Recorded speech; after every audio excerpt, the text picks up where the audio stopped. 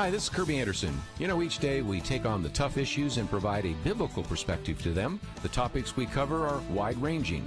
Apologetics, theology, prophecy, creation and evolution, intelligent design, marriage, family, child-rearing, the millennial generation, trends in society, politics, economics, business, religious liberty, the Constitution, public policy, foreign policy, military policy, tensions in the Middle East, abortion, homosexuality, pornography, sexual ethics, media, technology, history, and America's godly heritage. We talk about anything that affects your faith, your family, or your freedom. So don't go anywhere, because Point of View starts right now.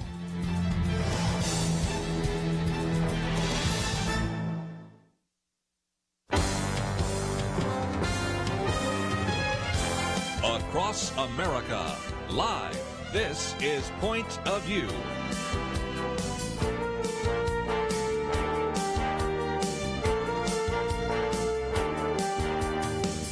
And now, Kerby Anderson. Thank you for joining me. It is our weekend edition. This is just a great opportunity for us to look back over the week. And a little bit later, we're going to be making some very important announcements. Again, this is due to the good work of our friends at First Liberty and a number of others that you will need to know about. But I thought we'd spend some time, since most of you listening this hour in the state of Texas, and even if you're not in your particular state, we have noticed that one of those issues is the issue of abortion, whether abortion clinics can stay open, whether they are essential services. Earlier this week, we had Rick Santorum pointing out the irony of the situation in which oftentimes you had individuals that had to postpone heart surgery, but still we had to keep the abortion clinics open. So we wanted to talk about that in just a minute. Also get into the whole issue of what did China know and when did it know it, because that's the question they're going to ask later of the Trump administration. And so our first article here, the senator who saw the coronavirus coming. And so we just got a lot to cover in this first hour. And again, don't forget, it is the midst of our Truth Team Week, and we'll talk more about that later. But Penna Dexter with me, Kelly Shackelford, and a lot more to talk about than even last week when we were all together. Yes, things are just kind of moving forward, and it just seems like every day there's something big that happens with regard to the pandemic. And, you can look at it in one of two ways, or you can look at it in several ways. But I tend to get jolted out of, I make a plan. Okay, this is how I'm going to live my life. And then something changes, and I have to kind of readjust that plan. It takes a little while. I talk to the Lord about it. And I realize nothing happens to us. Nothing is happening that the Lord does not know about, that he is not allowing, that he is not in, that he is not going to take and use for his glory. It's sometimes hard to believe when you think about this, but it's really true. It's true.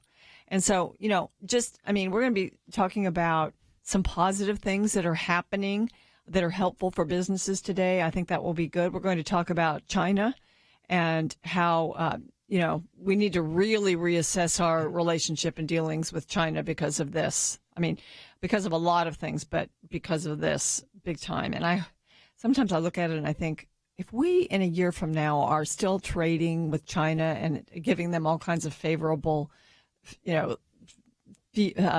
favors and being gracious toward them, I'm going to be cynical. Mm-hmm. But anyway, there's a lot to talk about today, but I just want to kind of start out by saying we as believers have great opportunities during this time, and it's hard with families and you worry, but we need to trust the Lord because he is worthy of our trust. I might just mention, too, along the way, we'll talk about some of these positive stories. One from Trail Life is one that I thought was very interesting. Camping out in your backyard and a few things like fun. that. So, again, but we do want to emphasize faith over fear. 2 Timothy talks about the fact that God does not give us a spirit of fear, but of power and love and a sound mind. And Kelly Shackelford, we have a lot to cover today, but again, I'd love to get your initial thoughts just about this whole pandemic, which has certainly affected all of us, including First Liberty. Yeah, it's affected us in a different way than I expected. Everybody else is kind of like, well, go home, stay home.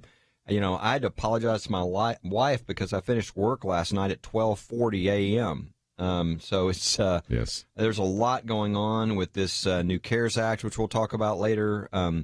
With their judges still being nominated. Yes, a very important one this week. So we were involved in that. We had to file another avoid a lawsuit, but another city that was going over the line with regard to churches and religious groups. I mean, it's, I'll be glad when we get back to regular work so I can rest.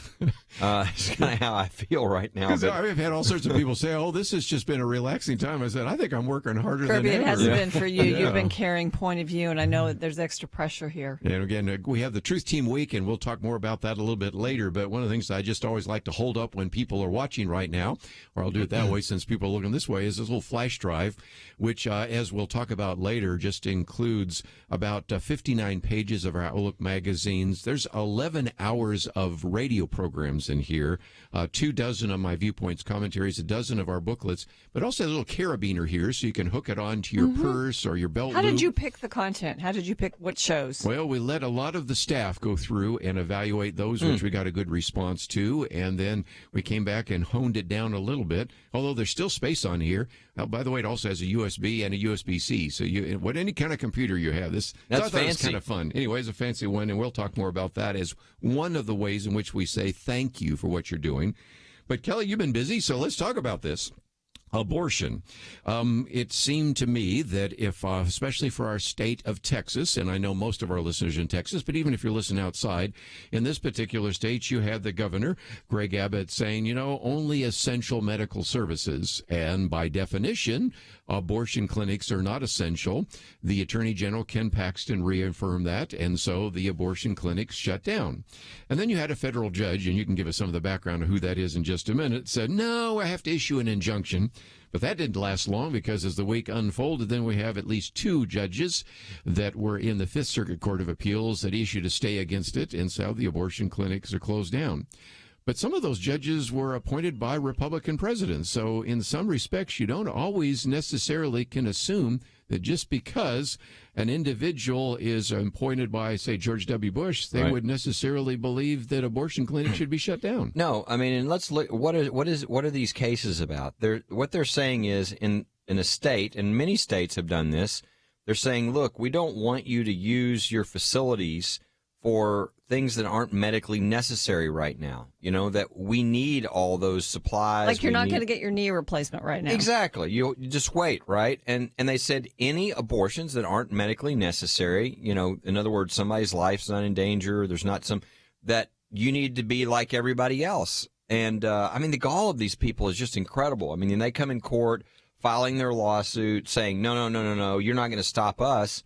There's actually, if you look at the figures, if you actually were to shut down abortions during this time, you'd actually have more lives saved than lost through the virus. So that tells you, something about what's going on. But as you mentioned, they go into Judge Yackel's court. Who is Judge Yackel? Judge Yackel is somebody we opposed going onto the bench. This is the Bush administration appointing somebody they should not have appointed. He had ruled horribly in a case involving the rights of seminaries to train their own pastors. And we said, you don't put this guy on the federal bench for life. And they did. He's the guy that issued the wrong opinion. It goes up to the Federal Court of Appeals, Judge Elrod and Judge Duncan, both of whom we heavily pushed for, said, oh, no, we're staying that immediately. And it just shows you, getting good quality judges on the court who will follow the Constitution is so important. And when we don't pay attention, it really does. How many children are going to be born now? I know. Because of what they've done already. We're not done with the case yet. We'll see what happens in the case, right? But it's very important that we put really good people on the bench who will follow the Constitution and not sort of the whims of whatever people are wanting them to do. And so this is a good example of that. And it's something every state can do. Somebody sent me an email yesterday, a friend of mine, Christy from Oklahoma, who said, we need to tell everybody who's in every state to call their governor and say, do the same thing that they did in Texas and Oklahoma and all this, to say, if it's not medically necessary, shut down those abortion clinics around the state. Already some good news, and we have a lot more to bring right after these important messages.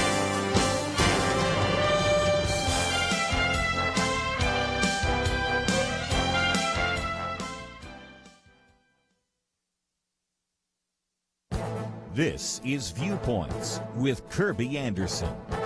A study by the Manhattan Institute explains why it is so hard for middle-class families to make ends meet. The author, Orrin Cass, distilled his research down to a Twitter post. In 1985, he said, the typical male worker could cover a family of four's major expenditures, housing, health care, transportation, education, on 30 weeks' salary. By 2018, it took 53 weeks, which is a problem, there being 52 weeks in a year. Christopher Ingram wrote about this in the Washington Post, saying this chart is the best explanation of middle-class finances you will ever see. The chart shows the annual expenses for a family of four and plots on top of that the median male income. The margin between income and expenses gets smaller each year until the annual household expenses exceed the median male income.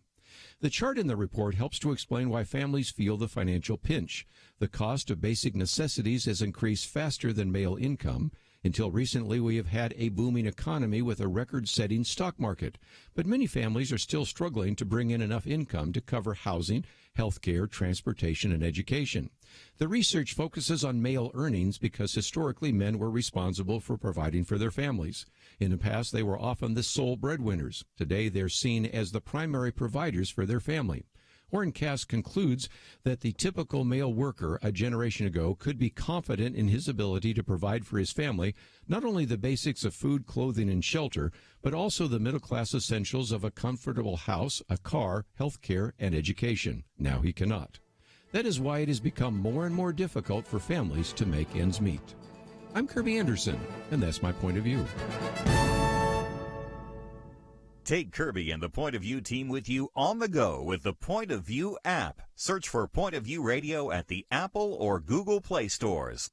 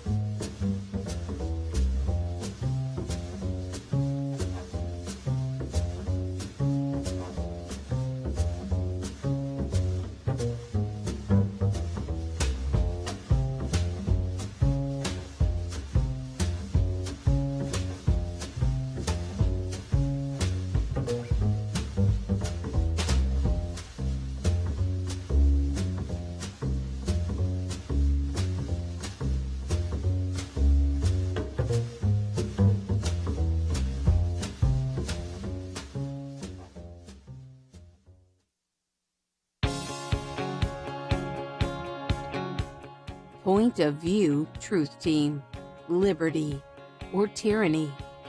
Some of the callers calling in about what a difference that you've made in their lives, and it's all true. The Truth Team on Point of View is what you're hearing right now, and that needs and deserves your financial support. All my dear friends that are listening, people who understood when I mentioned Psalm 91, they knew what I was talking about. Well, if you believe those words, we need to encourage this ministry. I truly believe that. You guys are the right ones to be doing it. Oliver North on with us yesterday, just a comment that he made. He went into, of course, Psalm 91, and we talked about his book, Rifleman, and a number of other things. Of course, having been the president of the National Rifle Association, he had a few comments about that as well. And so, if nothing else, if you'd like to listen to that again, it was on the Thursday program. Simply go to pointofview.net, and you can find that. But he's also encouraging you to do what you can to support this ministry, because, after all, we are in the final day of the week of Truth Team. And so if you've been procrastinating and said, well, I'll just wait to the last day and make my pledge, this is a perfect time to give us a call, 800-347-5151. Pointofview.net. That's a place where you can find some of the articles we have posted here today, many of those from First Liberty, some of the others from a number of other commentators. And so I think you're going to really benefit from a lot of the material there at Point of View. But as you go there, you also see a banner that says Liberty or Tyranny, because we recognize, first of all, that we're in an election season, and who we elect in November is going to be important. But a little bit later, I think we'll come back to a conversation that we've had in the past about could this crisis be used to vastly expand the scope and reach of the government. So that's another aspect of tyranny to talk about as well. And so, again, there's some great benefits, and we'll talk more about that in just a minute. But, Penna, we were talking about this issue of abortion. abortion. That's something that has surfaced both with Candy Noble, who's been in the studio, Angela Paxson, who was by phone, and then yesterday we even had Jameson, because one of the things that we talked about with her and others is that this whole abortion ruling has provided an opportunity for individuals that are pro-life to make a difference. And so there are just some great opportunities right now in terms of what's taking place. But back to what Kelly points out, this gets into this whole booklet of constitutional interpretation. Ultimately, we want to put the right kind of judges on the courts, and so far we're doing pretty well, aren't we? Well, it's wonderful to see the impact of it as we head into this crisis. I'm also glad to see that the process of nominating and confirming judges is still going on. It's not stopped because of this. But, you know, on the abortion issue, I was thinking, it occurred to me that just stopping people, because often when they make the decision for abortion, or if someone is encouraging someone, like your parents or the father of the child, you do it quickly because everybody wants to get this done very quickly, and or maybe the mom wants to get it done so she can get it behind her, and this is a pause for people to think about it. I can only imagine, people that were planning on going in and can't do it right now. They've got some days and weeks now to think about this. And, the fact that this is a human life. And I think long term, a lot of these abortions will never happen that may have happened if these clinics hadn't been shut down. And that's part of the reason why we do support laws across the nation in various states that restrict abortion, that either put requirements on abortion facilities to make them safer for women, or that require parental consent for minors, or require informed consent so you really know what you're doing, waiting periods, sonograms, all of those things, so that people will just slow down, take a pause, and think about it. And now, because of earlier I just said there are some things that are going to come out of it that are good. This is one. Some more babies will be born. Yes. Our little booklet on abortion also gets into that. And yesterday we talked with Leanne Jameson just about the fact that, okay, you still have abortion-minded women, maybe even more so in a crisis. And how do you do a pregnancy center when you can't meet with people? Well, it's telemedicine, but also there's a video of all these people women coming up with their cars, and they're giving them diapers and food and all sorts of things. So we're just going to have to be a lot more creative. And Kelly, if nothing else, that's just an illustration of the fact that we have to be flexible in this time of a global pandemic. And we need to pay attention, right, to opportunities. We just did a call, for instance, with we do a call every Friday with churches, religious leaders around the nation, and all that, to kind of answer questions about, what are your rights? How does religious freedom interact with these orders and these, no church assemblies and all these kinds of things? And we kind of talked through that. We had Attorney General Paxton as our guest today, and the last question we asked him is just sort of what message he would have, because the listeners were heads of churches and religious groups and all that from around the country. And I thought he made a great point. He said, there are actually opportunities now for you, and we need you. People need a spiritual advisor right now. A lot of people are, shaken out of their normalcy. They're scared. Maybe they weren't willing to listen to you when their 401k was a lot bigger a few months ago, but right now they're wondering if they're going to have any. So we really need your leadership right now for our country. And so I think there are opportunities right now for people to minister and for the abortion clinics. And think also, we just talked about this off air, but I just heard yesterday that the local pregnancy care center, crisis pregnancy center, is shutting down because nobody's sending in donations. Here you go. Back to Penna's commentary, which we'll talk about. So we get kind of busy, thinking about things, and things are different, and we don't pay attention to maybe that normally we would be sending a gift to the charities that we support. And I mean, maybe your income hasn't even been affected. I mean, there's a lot of people, that's true. They're still getting their paychecks. Everything's normal. It's not a time to say, oh, I'm not going to give to any of these ministries anymore. Some of them won't be there if you don't. Right. So it's a time of opportunity, but we need to think. We don't need to sort of get kind of rocked out of our world in a way we don't think about the things we really care about and the opportunities that the Lord's providing. Let me just mention that the first article there is actually entitled COVID-19 Church versus State. And then there's also a link to the guidance for churches and religious institutions. So if you say, okay, I want to get on that call or I want to read a little bit more, that's actually listed there. Also, and then I want to go back to Penna, we have her Viewpoints commentary, Giving During Pandemics, which is a little bit of a wake-up call for a lot of us that are in areas of ministry, especially the nonprofit area. And for some of you that have some questions about the Paycheck Protection Program, I've got the application right in front of me here. We're going to be talking about that a little bit later because Kelly's been in. That's one of the reasons why he's getting to bed very late at night. But again, thank your wife for allowing you to do all those things. But this is just a strange time, Penna, It is. but it's a good time for us to see these as opportunities. You know, you mentioned the idea that some people, or maybe it was you, Kelly, that some people haven't had their income affected. And I think there is so much uncertainty out there that people are looking at it and going, well, no, my income's not affected right now, but I don't know what's going to be down the road. Mm-hmm.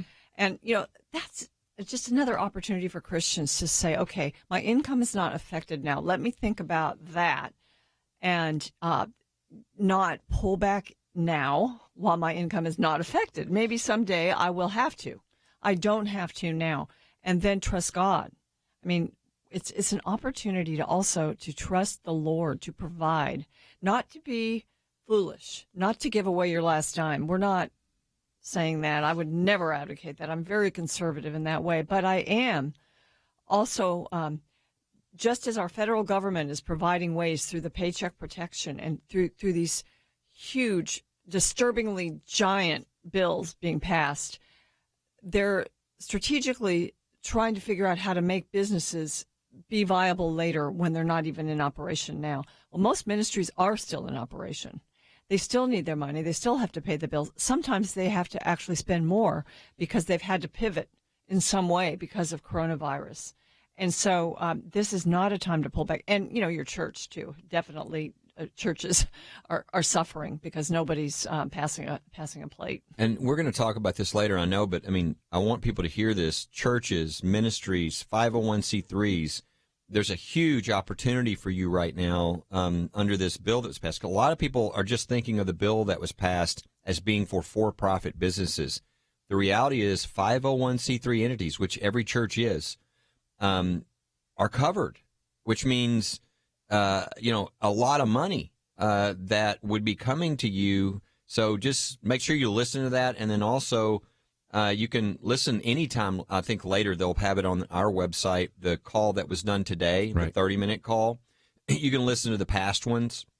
And the one today I thought was really good because it dealt with both the Attorney General talking about these orders and how that works when you have a state order and a local order and how that all works together. But then also we had an expert on the CARES Act and the ability of churches and ministries to apply.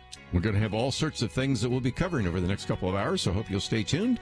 We need to take a break. We'll be back right after this. Not guilty. If you're accused, those are words you desperately want to hear. This is the end of a very important week for Point of View Radio. We are looking for those able to join our mutual fight for liberty. But if you simply aren't able to give right now, we understand. We're on your side, and we absolutely don't want you to feel guilty in any way.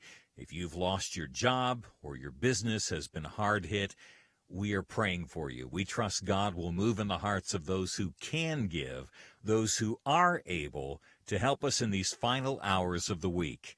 You can play a key role in preserving liberty against tyranny. We've seen many victories in the past several months. Let's keep the winning momentum going. Learn how we can make it easy to give each month, or as a special gift this week, please visit pointofview.net/team or call 1-800-347-5151. Again, if you can, we need to hear from you right now. Pointofview.net/team and 1-800-347-5151. Point of View will continue after this.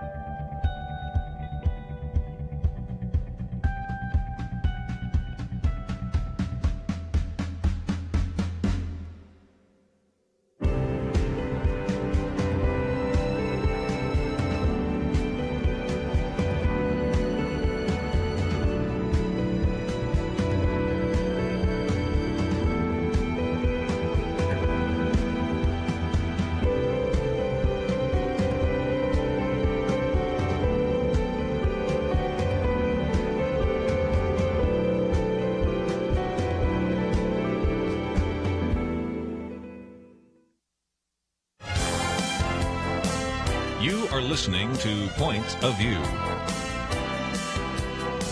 The opinions expressed on Point of View do not necessarily reflect the views of the management or staff of this station.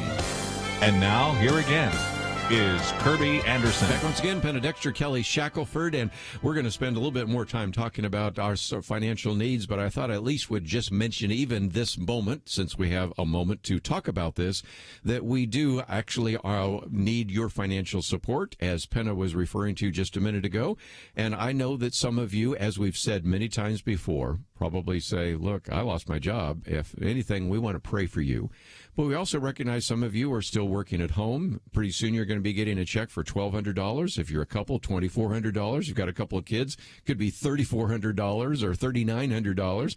So, I mean, there are opportunities perhaps for you to pick up the difference from some of the individuals that cannot support this ministry. So again, let me just mention that our pledge line is open, 800-347-5151. We practice social distancing, so those calls go to each one of the homes of our staff members. They brought one of the office phones home. The phone will ring there, and they'll be able to certainly take your pledge, and any gift of any size is greatly appreciated. But I hope some of you will consider joining us at the $1 a day, $30 a month, $360 a year. You'll receive, of course, the Outlook magazine. You'll receive this flash drive I mentioned just a minute ago, 16 Outlook magazine articles, 59 pages, 19 of the best programs, 11 hours worth. 24 viewpoints, commentaries, a dozen booklets. In addition to that, since last week we had Joel Rosenberg on, we bought a whole stack of his books, The Jerusalem Assassin, and that's available to you as well. And one last thing for those of you that might want to join at a larger level, a number of people, for example, say, I could probably give you $50 a month.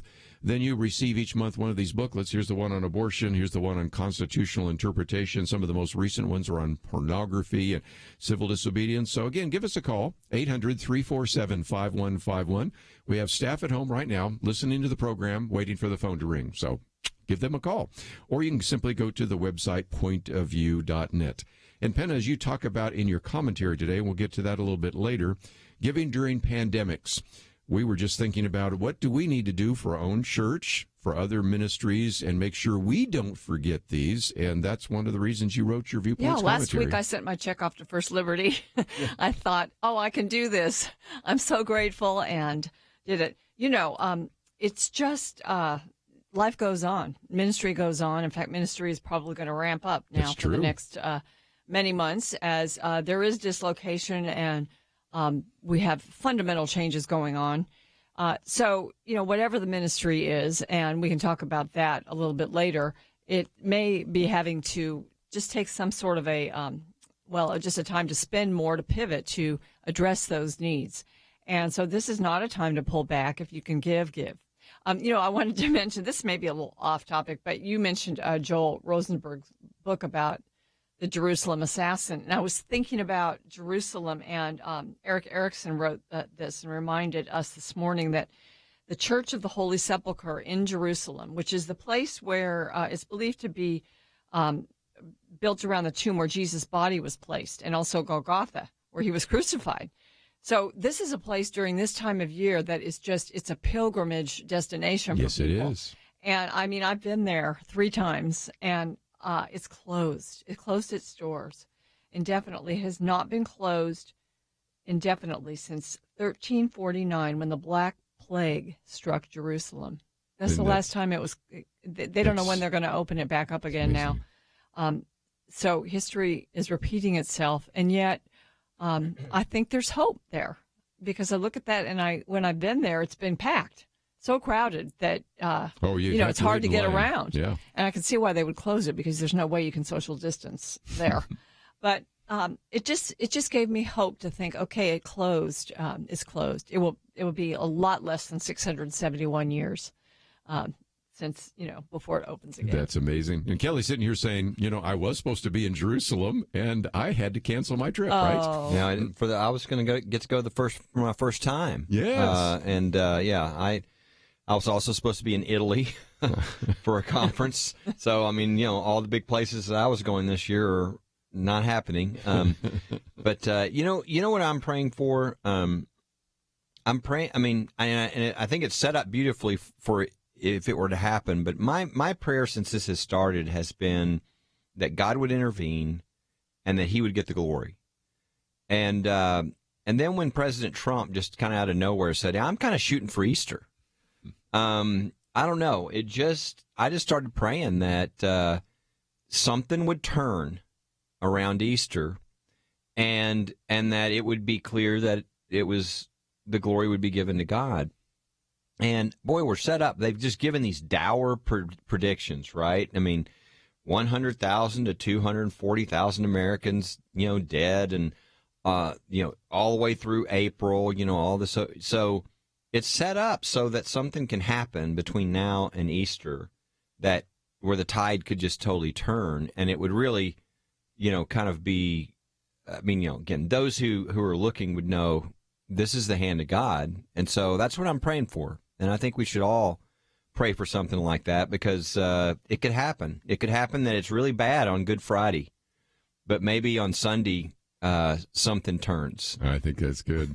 And let's bring something up that you and I have talked about off air, and that is, as much as I do appreciate Dr. Anthony Fauci, he is looking at it from an epidemiology point of view, or an epidemiologist's point of view, is probably a better way to say that, not a political point of view. And the other day, he said that we could actually relax social distancing when there are no new coronavirus cases and no new deaths from COVID-19. Which might be a year from now or 2 years from now. And that's where, at one point, you don't want doctors making political decisions, right? And that's either a slight misstatement or it's nuts. I mean, nobody with a brain would agree with that. And I don't think he meant that in that way. I was just reading the quote that was in the news, so maybe he was misquoted. So that's always But those kind of quotes get a lot of traction. But, I'm thinking there probably will be a modified social distancing that we do naturally because we've been trained during this time. And, at church, when you shake hands, I always got nervous about that anyway. Your handshaking is one of the worst things. And, I would rather just pass the peace and verbally. Our tradition in America is probably, the bowing is much better than the handshaking. Yeah. I mean, we got to come up with the new, elbow touch or the fist pump, air pump or something else for the future. I don't know, but these huggers are dying right now. We had Kathy Ward in here, of course, Karen, our social media. I mean, these are the consummate huggers, and they're going, I can't even get near somebody right now. And all the people I've had in this week, I just say social distancing, hi, wave, no handshake, no nothing. It's going to be very different for a long time. And the thing we've got to make sure is, and this is the thing that we're talking about in a lot of our publications is, and what the Washington Post article that Al Mohler and I, put in the paper today. Yes, we'll get is that yes, right now, we have to all sort of, not do things that we wish we could do. I mean, there's the right to the freedom of assembly, okay? Mm-hmm. But you try to get 250 people in a protest right now, you're going to lose that case because there's a compelling interest. But at some point, when that health issue starts to wane, that's when you say, okay, now is when the freedoms come fully back in full power. And there are going to be government individuals who like the power and government entities who try to see if they can keep that power. And the answer to that is going to have to be no. And every American is going to need to speak up, and we're going to have to file lawsuits, I'm sure, in some places. But we cannot allow this to, what's the word I'm looking for? Set a precedent? Yeah, really ossify. You don't want it to get baked in to the culture. That's right. And one of the things we posted earlier in the week was actually a very interesting quote from a Supreme Court justice in the UK. Many times we've had our various experts over there speaking to this, but one of those individuals who was a retired Supreme Court justice in the UK said the real problem is that when human societies lose their freedom, it's not usually because tyrants have taken it away. It's usually because people willingly surrender their freedom in return for protection against some external threat. And the threat is usually a real threat, but usually exaggerated.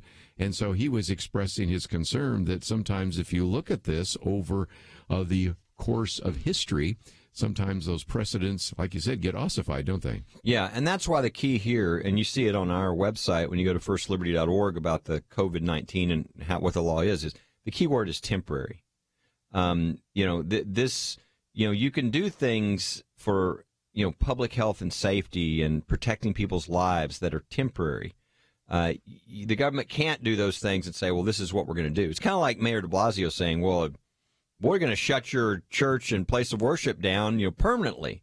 It's like, no, you're not. No, you're not. Not in this country, you're not. And so that's the big difference is I think all Americans agree now we need to protect one another and do what we can to help one another. Take a break, and we come back and talk about the senator who saw the coronavirus coming right after this.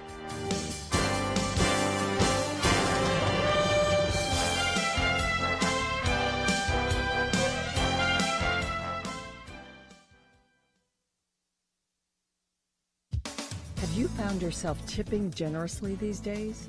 Americans are of a mind to be generous with those working hard to deliver food and supplies and the things we need during social distancing. But fears and uncertainties also arise. Even for people who are fully able to pay their bills, the specter of some disturbing economic scenarios gives rise to the temptation to cut back on giving to ministry for the time being. We should do our best to fight against that impulse by continuing to donate to the ministries we have been supporting and even increasing our giving if we can. Many ministries are modifying or adding to their programs in order to address the effects of the COVID-19 pandemic. We have an opportunity to help them do that. Churches that aren't meeting are suffering financially from not being able to pass the offering plate, but they're spending to ramp up community outreach, online innovation, mailings, and other ways to stay connected. Christian colleges and universities still have to pay the bills, even as they develop online offerings and other means of keeping students on track to finish the school year.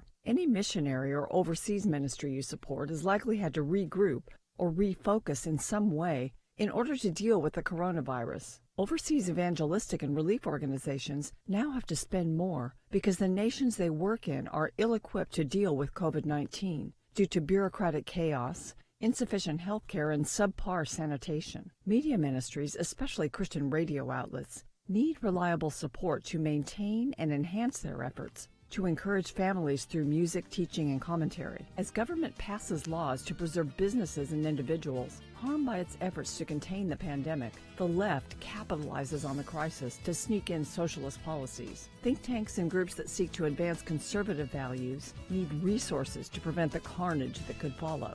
Now's the time to give, if you can. For Point of View, I'm Penna Dexter.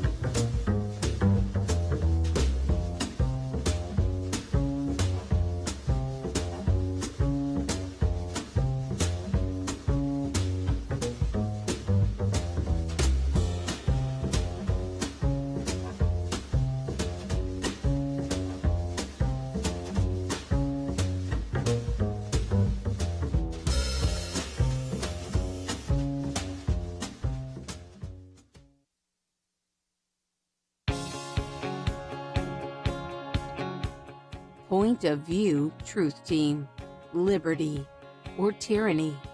Going through the stations and caught Kerby and a very interesting topic. So just listening to it, and so just by hearing the topic, I can relate to some of those topics. But it has impacted my life a lot. I enjoy listening to the station.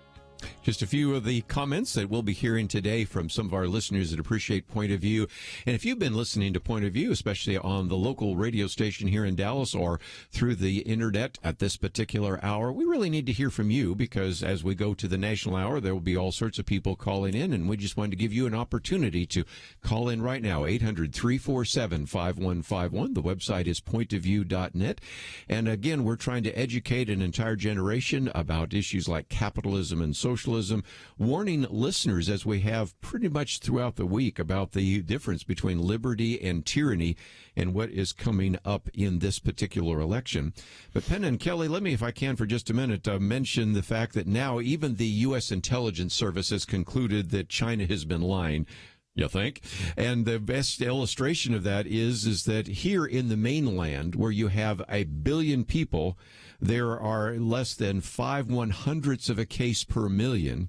And then you go to this little small island, Hong Kong, which only has 1% of the population of China, and yet it has 20% of the reported active cases. So it's pretty obvious that there has been lying.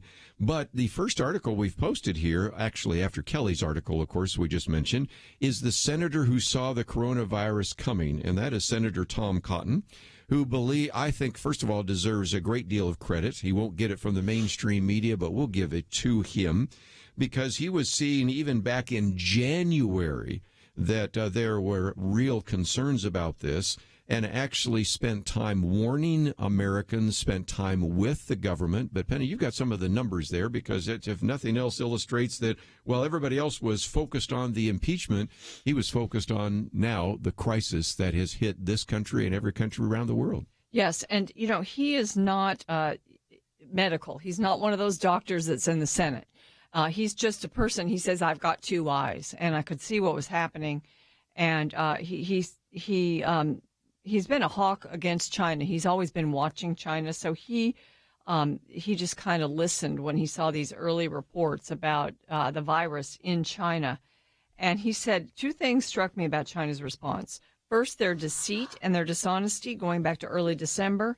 And second, the extreme draconian measures they had taken by the third week of January.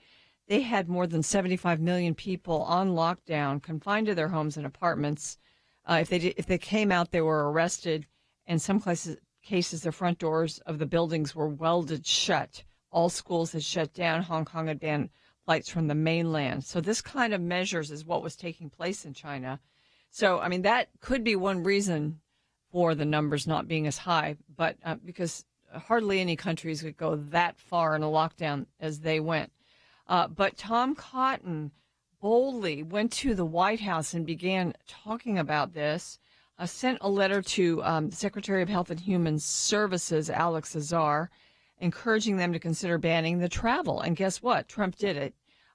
Also, there's a big fight right now about impeachment and whether or not this affected our response early on. And Tom Cotton actually opted out of some of the Senate hearings and was meeting with Trump at that very moment in the White House to talk about this. So the administration was, partly because of Tom Cotton and his calls to look at this, they were beginning to focus on it, even though now the enemies of the president are saying that, it's his fault because he didn't focus on it early on. No, it was the Congress that was focusing on taking him out rather than, supporting a president who's got to deal with something that looks to be pretty big.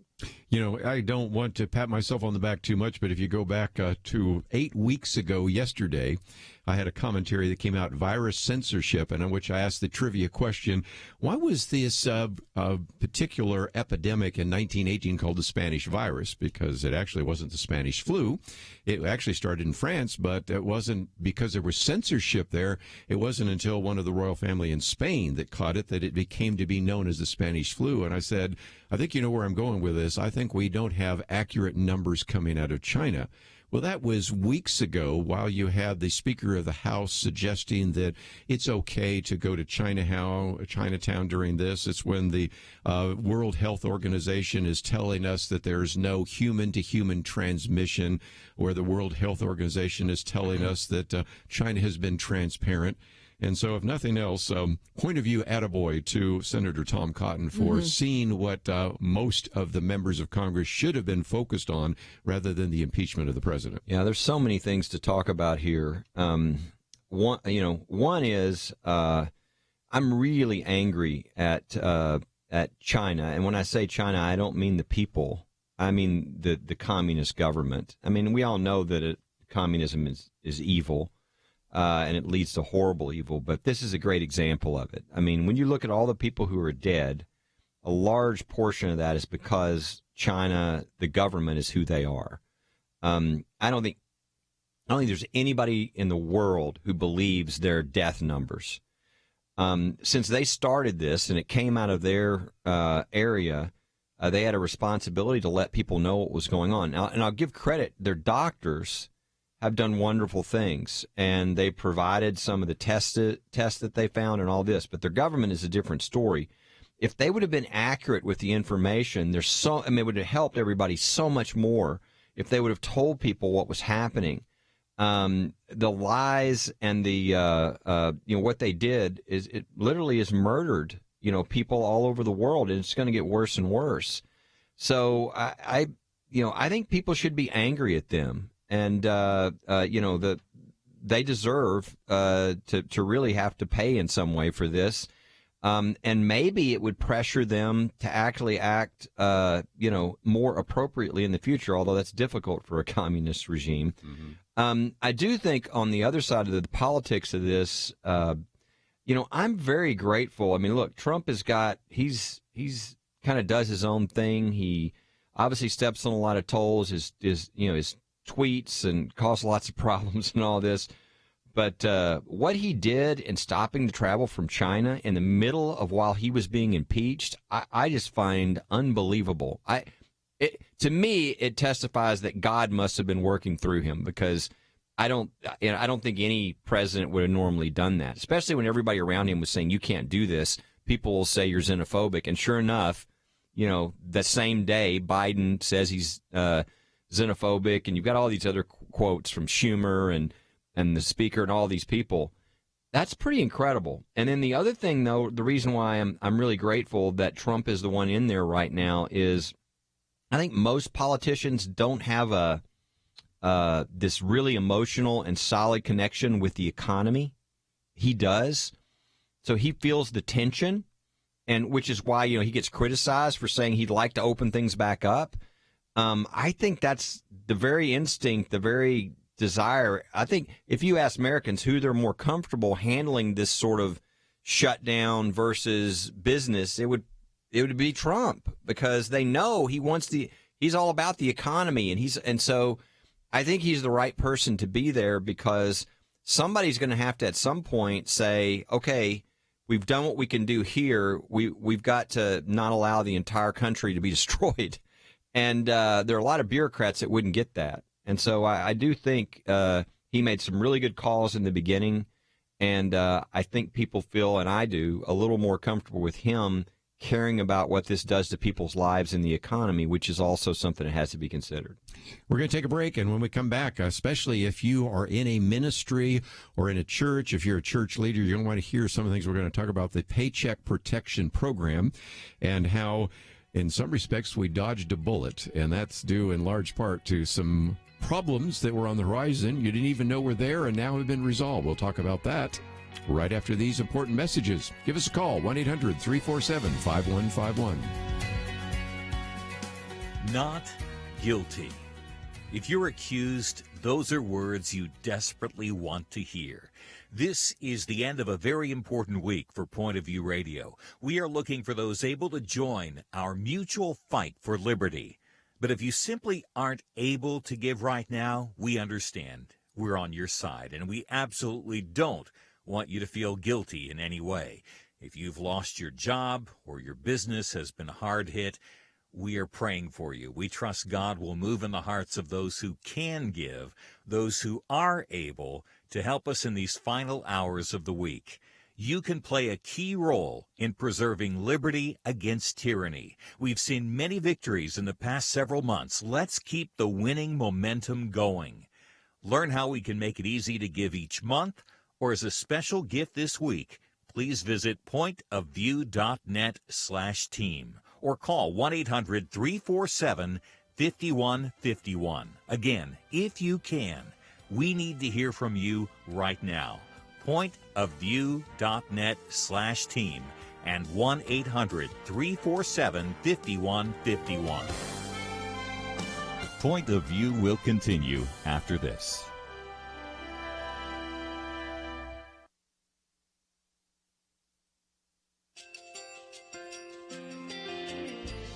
I just want to thank you so much for all the wonderful programming you have.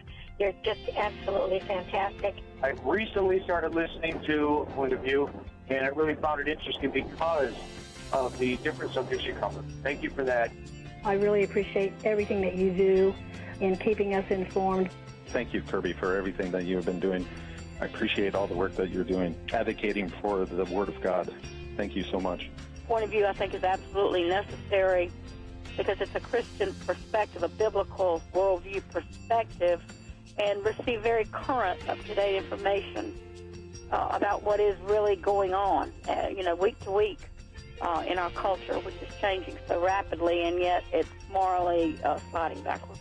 Yeah, I'm just, first of all, I thank you guys. Y'all's program is wonderful, and enjoy it every day. I learn so much every time I listen to it. Point of View Radio Talk Show.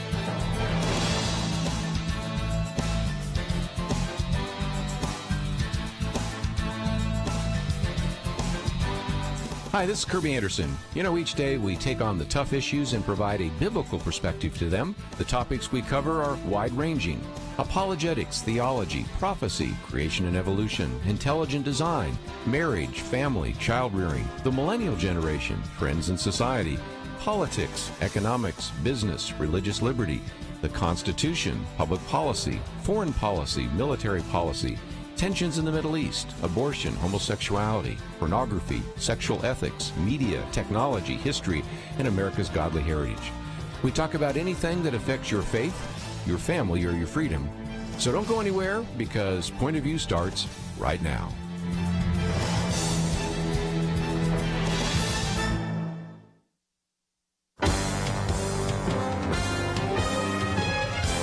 Across America, live. This is Point of View.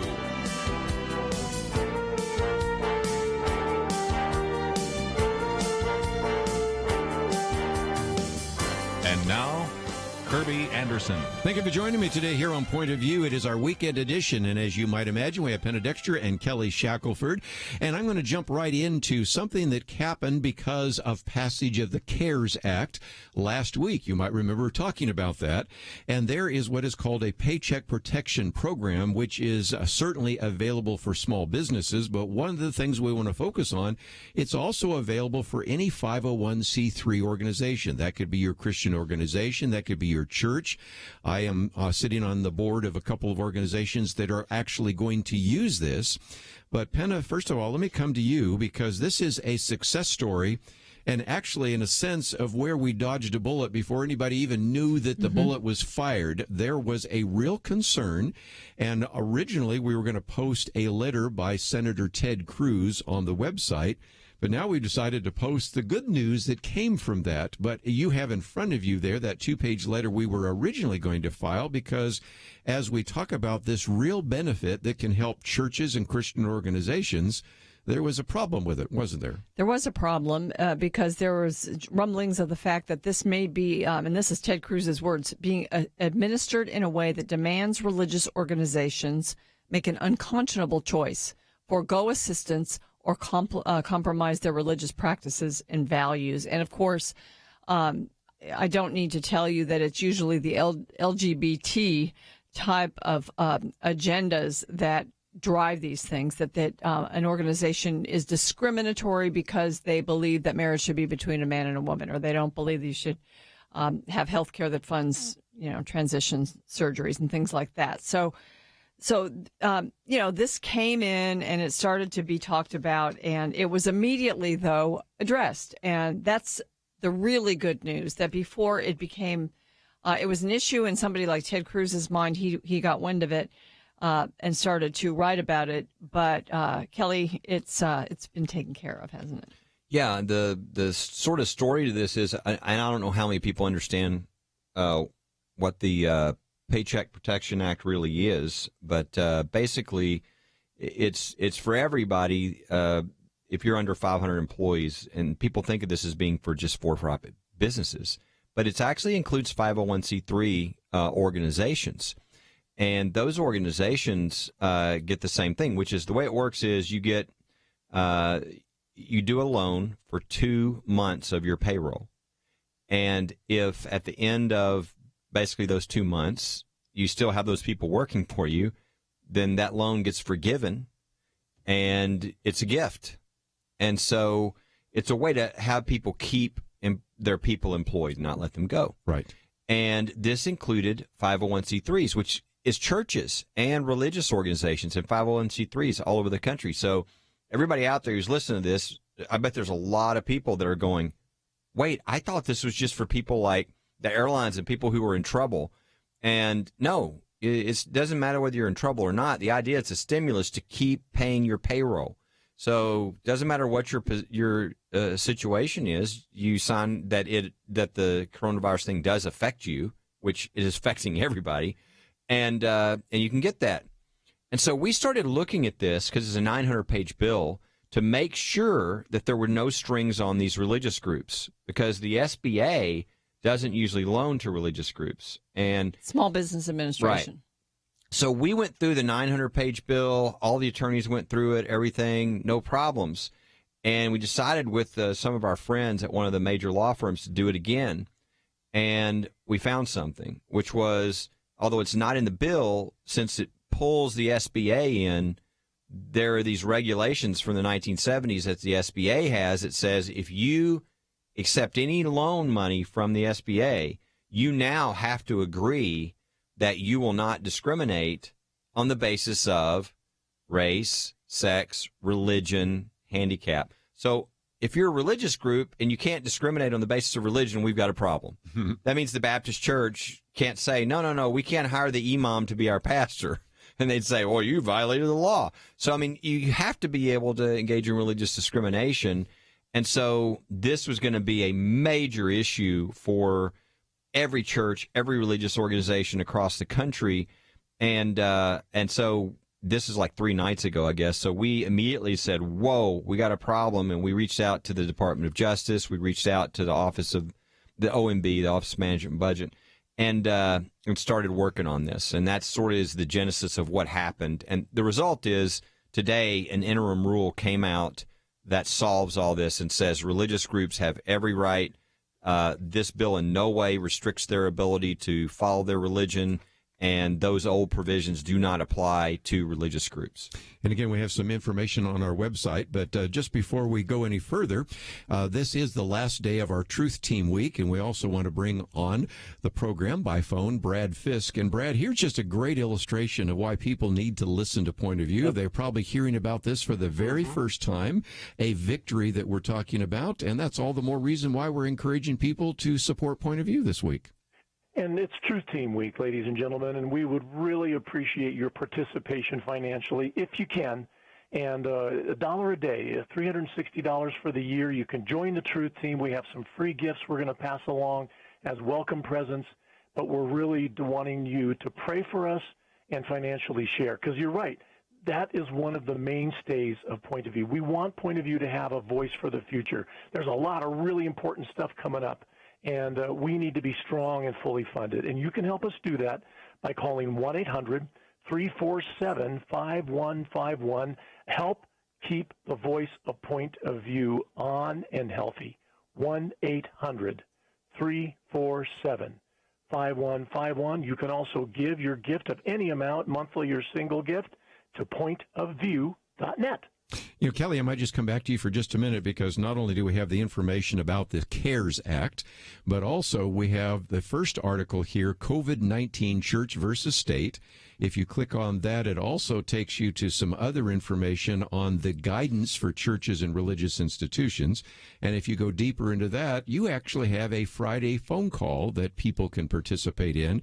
And I'm sure right now there are some pastors, church leaders, elders, deacons, maybe people that are in different Christian organizations saying, first of all, I didn't know there was a paycheck protection program that we could use. And second of all, I really got some very important questions right now about what religious organizations can do. Yeah, and that's why the good news is you can not only get on the call, which we have once a week, but you can listen to the old calls. And so like the call that occurred today had the state attorney general for the state of Texas on the call, as well as one of the national experts on this new Paycheck Protection Act. So, again, a lot of churches and ministries, I'm getting calls. We're not sure if we're going to do this because we don't know if there are any strings on our religious freedom.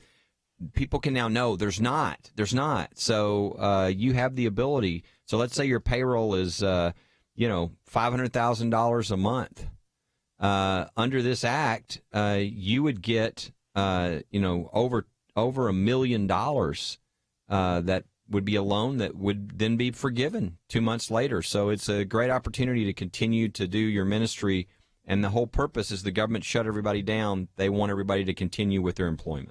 Let's take a break, but this is a great time for you to give us a call, 800-347-5151. If you've just heard a few things you've never heard before, that's a good reason to give us a call, 800-347-5151, or go to the website, pointofview.net. We'll be right back.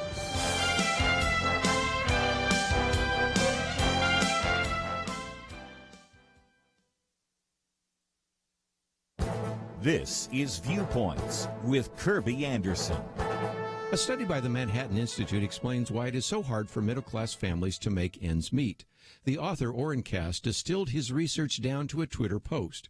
In 1985, he said, the typical male worker could cover a family of four's major expenditures, housing, health care, transportation, education, on 30 weeks' salary. By 2018, it took 53 weeks, which is a problem, there being 52 weeks in a year. Christopher Ingram wrote about this in the Washington Post, saying this chart is the best explanation of middle-class finances you will ever see. The chart shows the annual expenses for a family of four and plots on top of that the median male income. The margin between income and expenses gets smaller each year until the annual household expenses exceed the median male income. The chart in the report helps to explain why families feel the financial pinch. The cost of basic necessities has increased faster than male income. Until recently, we have had a booming economy with a record-setting stock market. But many families are still struggling to bring in enough income to cover housing, health care, transportation, and education. The research focuses on male earnings because historically men were responsible for providing for their families. In the past, they were often the sole breadwinners. Today, they're seen as the primary providers for their family. Orrin Cass concludes that the typical male worker a generation ago could be confident in his ability to provide for his family not only the basics of food, clothing, and shelter, but also the middle-class essentials of a comfortable house, a car, health care, and education. Now he cannot. That is why it has become more and more difficult for families to make ends meet. I'm Kerby Anderson, and that's my point of view.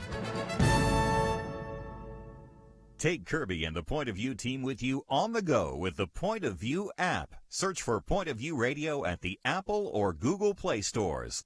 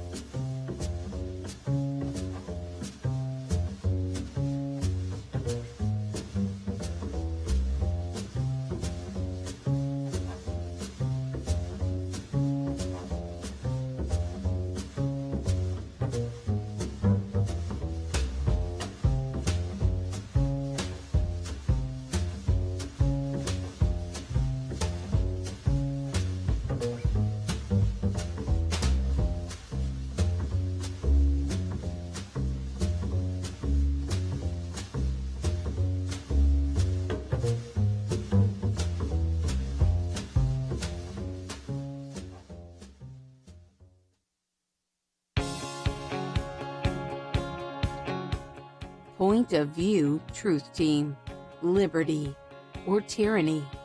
Over the years that I've been involved in ministry as a pastor, as a seminary professor, and now in what we do, it was at one point difficult for me to ask people to support a ministry financially. I kind of had this idea that I was asking something from them, that it was in some sense a favor they're doing for me or whatnot. Over the years, I've come to understand, if you find something God's in, then giving them an opportunity to invest in that is a privilege. Giving somebody a chance to join God at work, to give a gift that is going to be used literally to change lives and souls and to literally make a difference all around the world is a privilege. I want to be part of something like that. I want my life to count. I want to leave a legacy. I want to do something that matters. Point of view matters. Every day it matters. You're speaking the truth in love. You're speaking God's word, and it never returns void. And our listeners have an opportunity to invest in eternal difference if they'll do this. Great comments from Jim Dennison, and he will be on next week. It's going to be kind of interesting because it's been a great week. We've had Oliver North, we had Gary Bauer, Rick Santorum, Eric Metaxas, Sean McDowell, Alan West, and a lot of people say, well, what are you going to do next week? Well, we got a good turnout there as well. Lee Strobel will be with us. Jim Dennison will be with us. Philip Yancey will be with us. So each week we have all sorts of great things to cover. And, of course, we have in studio with us today Penna Dexter and Kelly Shackelford, and we talked just a little bit about this Paycheck Protection Program. But let me give you some other good news, and that is some people are saying in the midst of this very difficult set of circumstances, maybe we can do some things for our family. And if you have listened for any length of time, you know many times we talk with our friends at Trail Life USA, which is, I think, kind of an alternative to the Boy Scouts. And so they're putting together the National Backyard Camp Out, which will be taking place in April to make memories. It's a time when, since we're sheltering sheltering at home. We can actually camp out in our backyard. I did that once with my son, by the way, so I know how this can be done.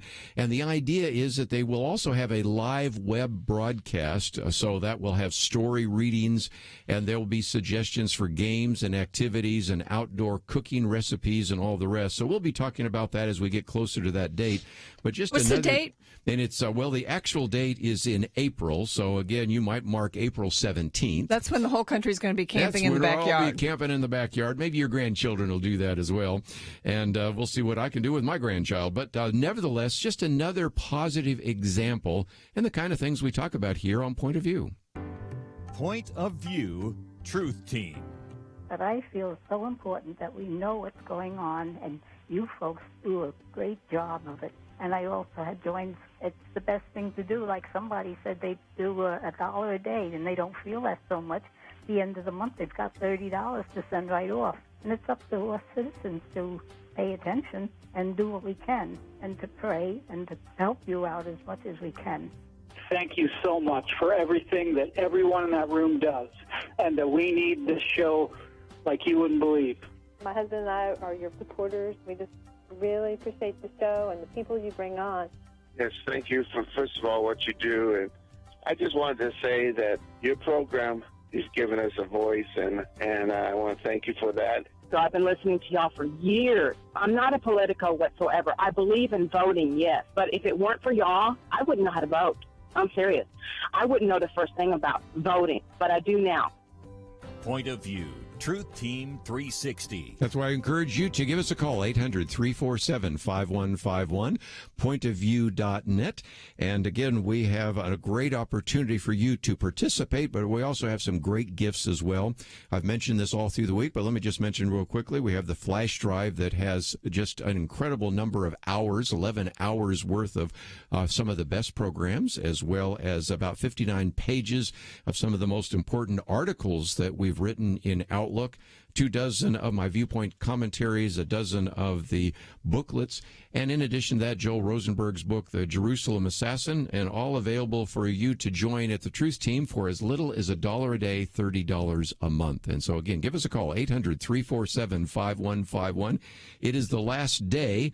And Brad, we didn't get a great response yesterday, so that's one of the reasons why we're encouraging people to consider making that phone call in just a few minutes.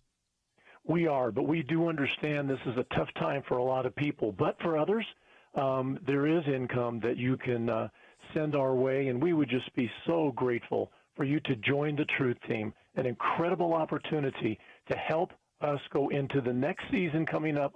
Did I mention there's an election coming up in November? And Point of View needs to have a voice so that you know what's going on. 800-347-5151, 800-347-5151. 5151. Penna, let me come to you for just a minute, because we have this article that we've posted about Bill de Blasio is going to investigate Samaritan's Purse. Now, we had Eric Metaxas on earlier in the week, and he actually, even more recently, has produced a video showing that Samaritan's Purse has set up this incredible hospital system right there on Central Park. But then you have some individuals, like even Jonathan Merritt, who's been on the program with us before. He's been invited on a few times by Nick Pitts. New Yorkers are right to be skeptical of evangelical-run coronavirus ward in Central Park. So there's this whole idea that we just got to watch these Christians because you just never know what they're going to do. And so that's another reason why we need to pay attention, even before we get to the election. As you pointed out just a minute ago, some of these requirements and some of these rules are being used against us in the bureaucracy. But right now, the New York mayor says, we're just going to make sure there's no discrimination taking place by Samaritan's Purse right there in Central Park. Yeah, what happened is some groups complained that, Franklin Graham and Samaritan's Purse, which when I saw the pictures of the hospital tents that were being set up in Central Park by Samaritan's Purse. Remember, Samaritan's Purse goes to African countries. I mean, they were there when the Ebola crisis was happening, and they set up medical facilities. Well, they were doing this in Central Park, which is truly ground zero for the virus in America. I mean, I practically started crying when I saw that. It was just absolutely heartwarming to think that. And, of course, someone came and complained and said, hey, they could be discriminating because, they have those beliefs about marriage and being between a man and a woman. And So the mayor, of course, says he's going to make sure no discrimination happens. He's going to be watching from his office, Central Park, to make sure this hospital doesn't discriminate.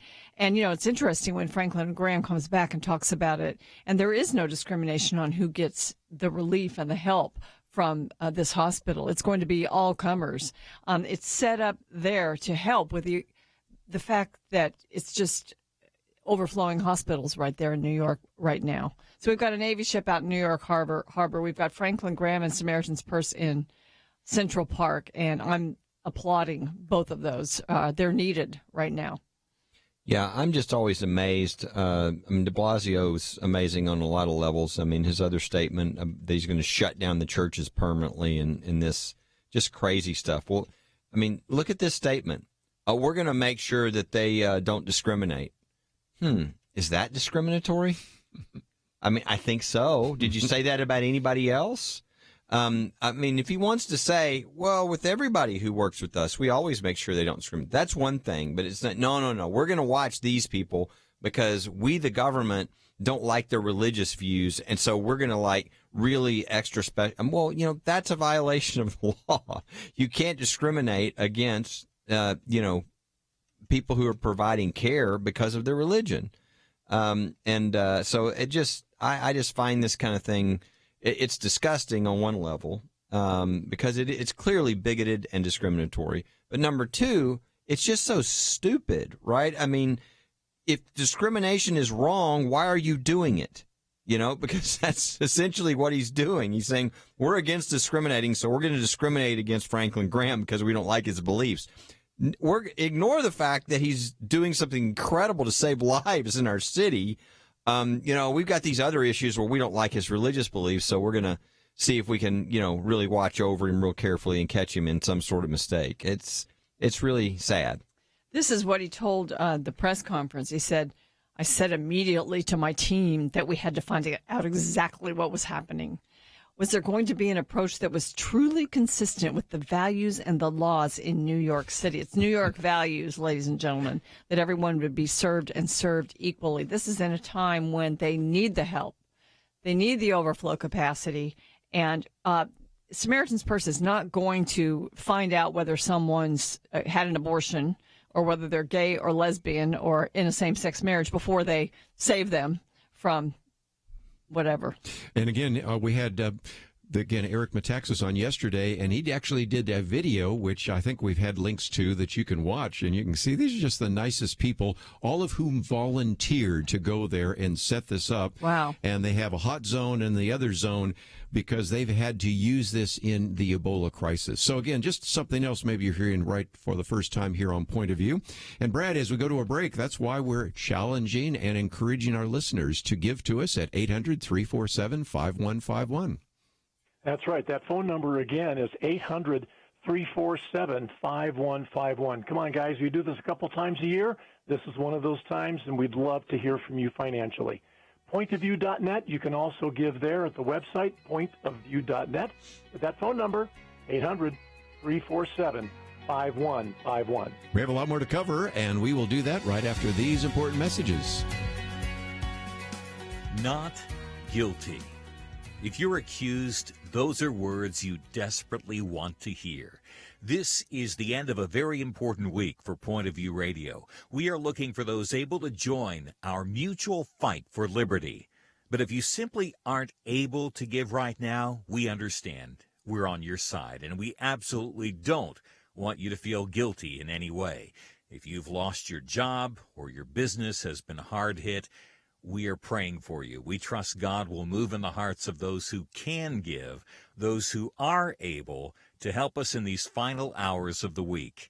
You can play a key role in preserving liberty against tyranny. We've seen many victories in the past several months. Let's keep the winning momentum going.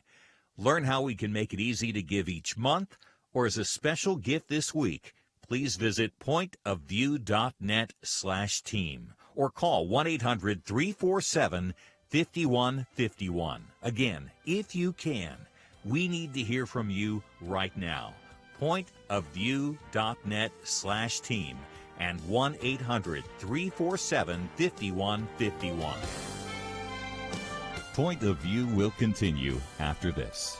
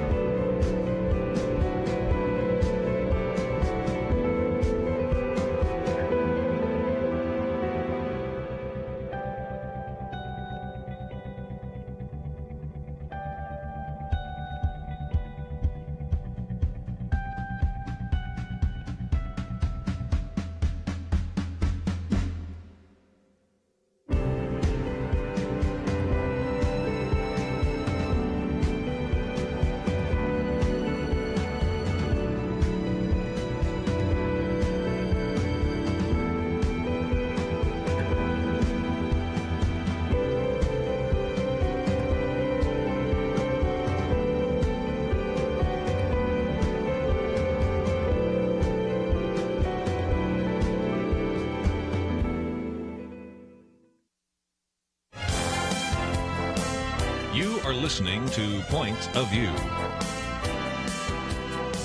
The opinions expressed on Point of View do not necessarily reflect the views of the management or staff of this station. And now, here again, is Kerby Anderson. We have with us Jeff Myers, and you've heard me tell the story, but I thought it would be good to hear his story of actually going into a grocery store. He was just going to pick up a prescription, but he had this idea that I've got this gift card and I'd like to give it away. And so, Jeff, I wanted you to tell the story because it turned out to be such a blessing, not only for the individual that you actually were able to seek out, but it was a real blessing for you and then later even for you and your wife.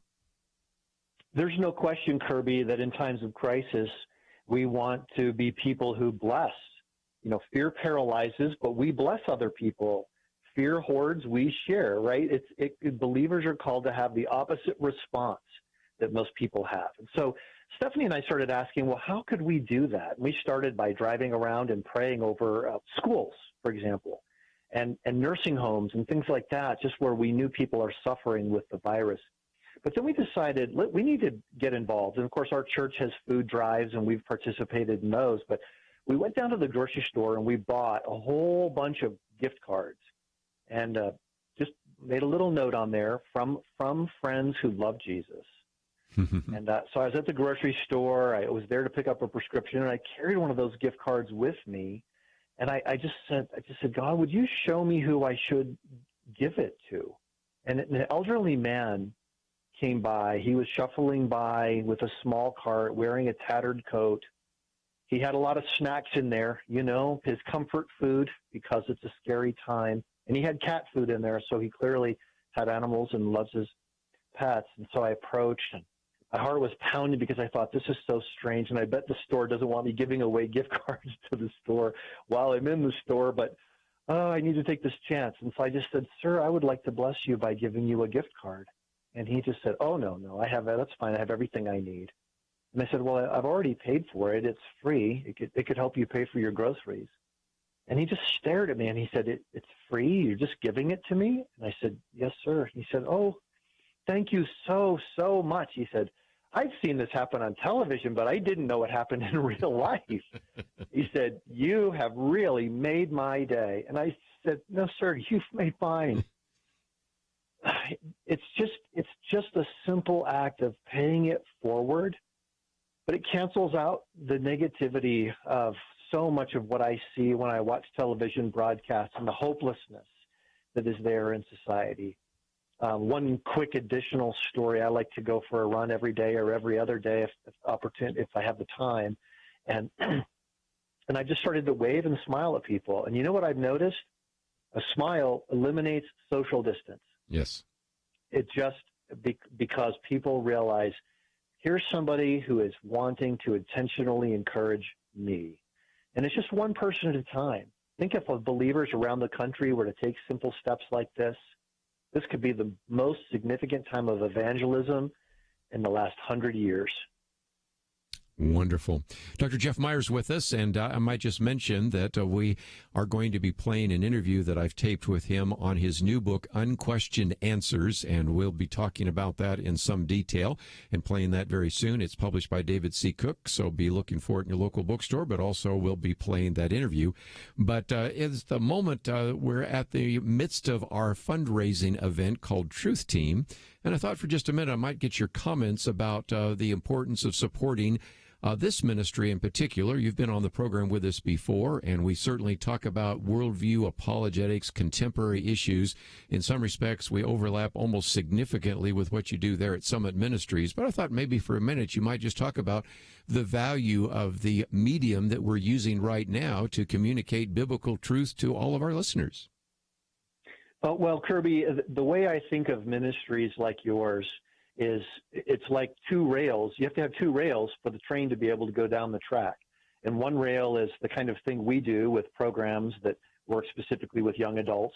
And then the other rail is broadcasting that truth to believers to help disciple them, but to give them courage every single day to encourage and equip others.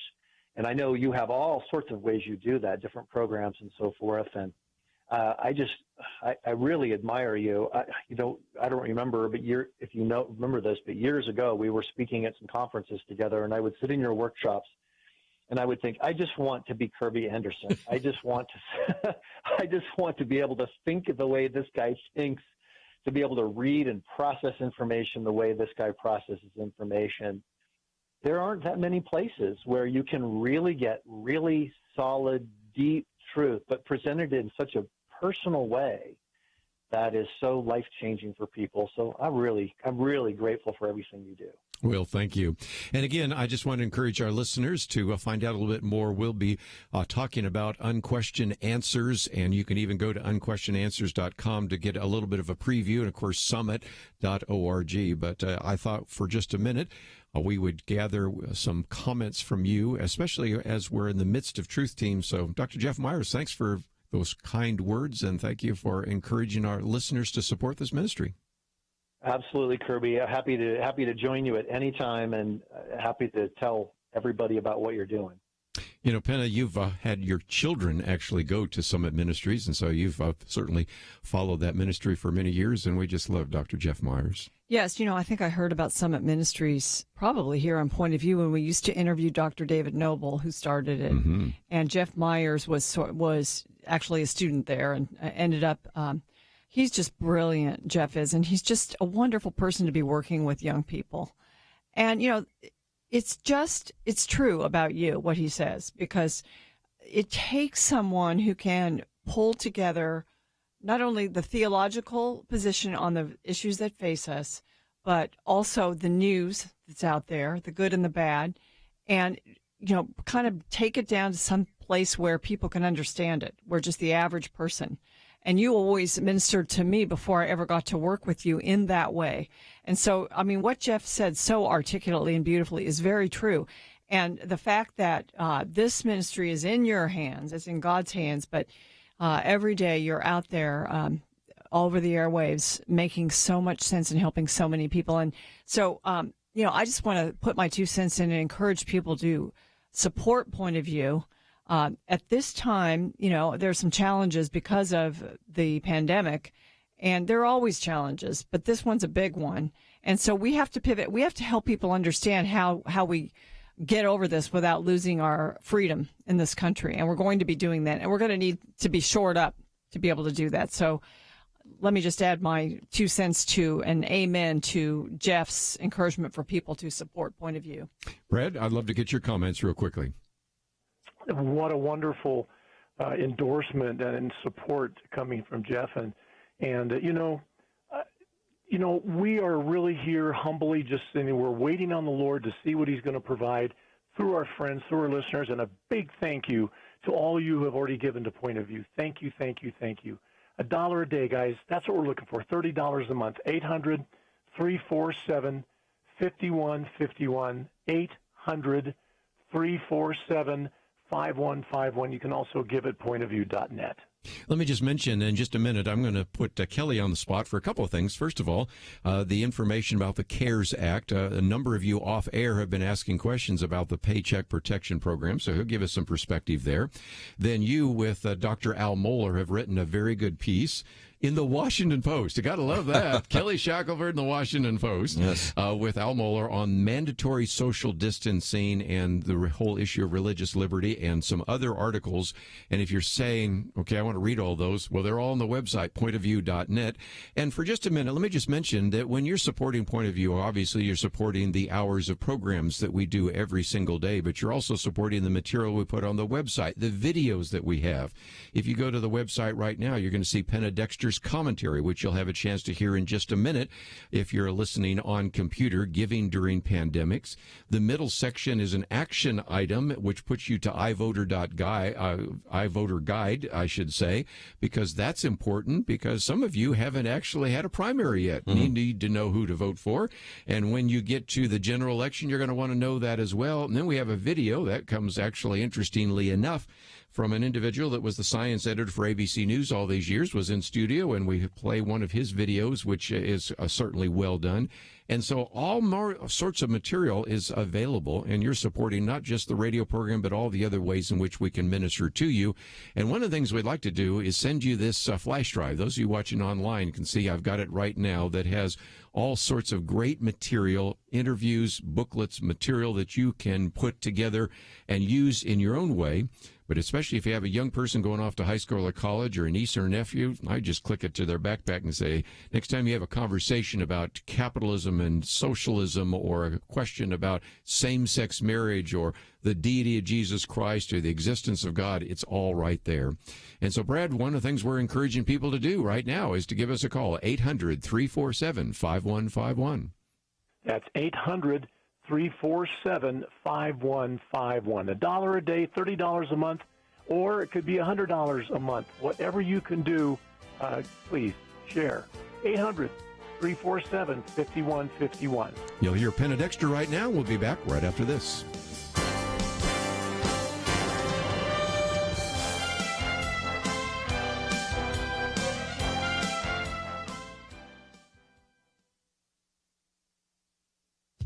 Have you found yourself tipping generously these days?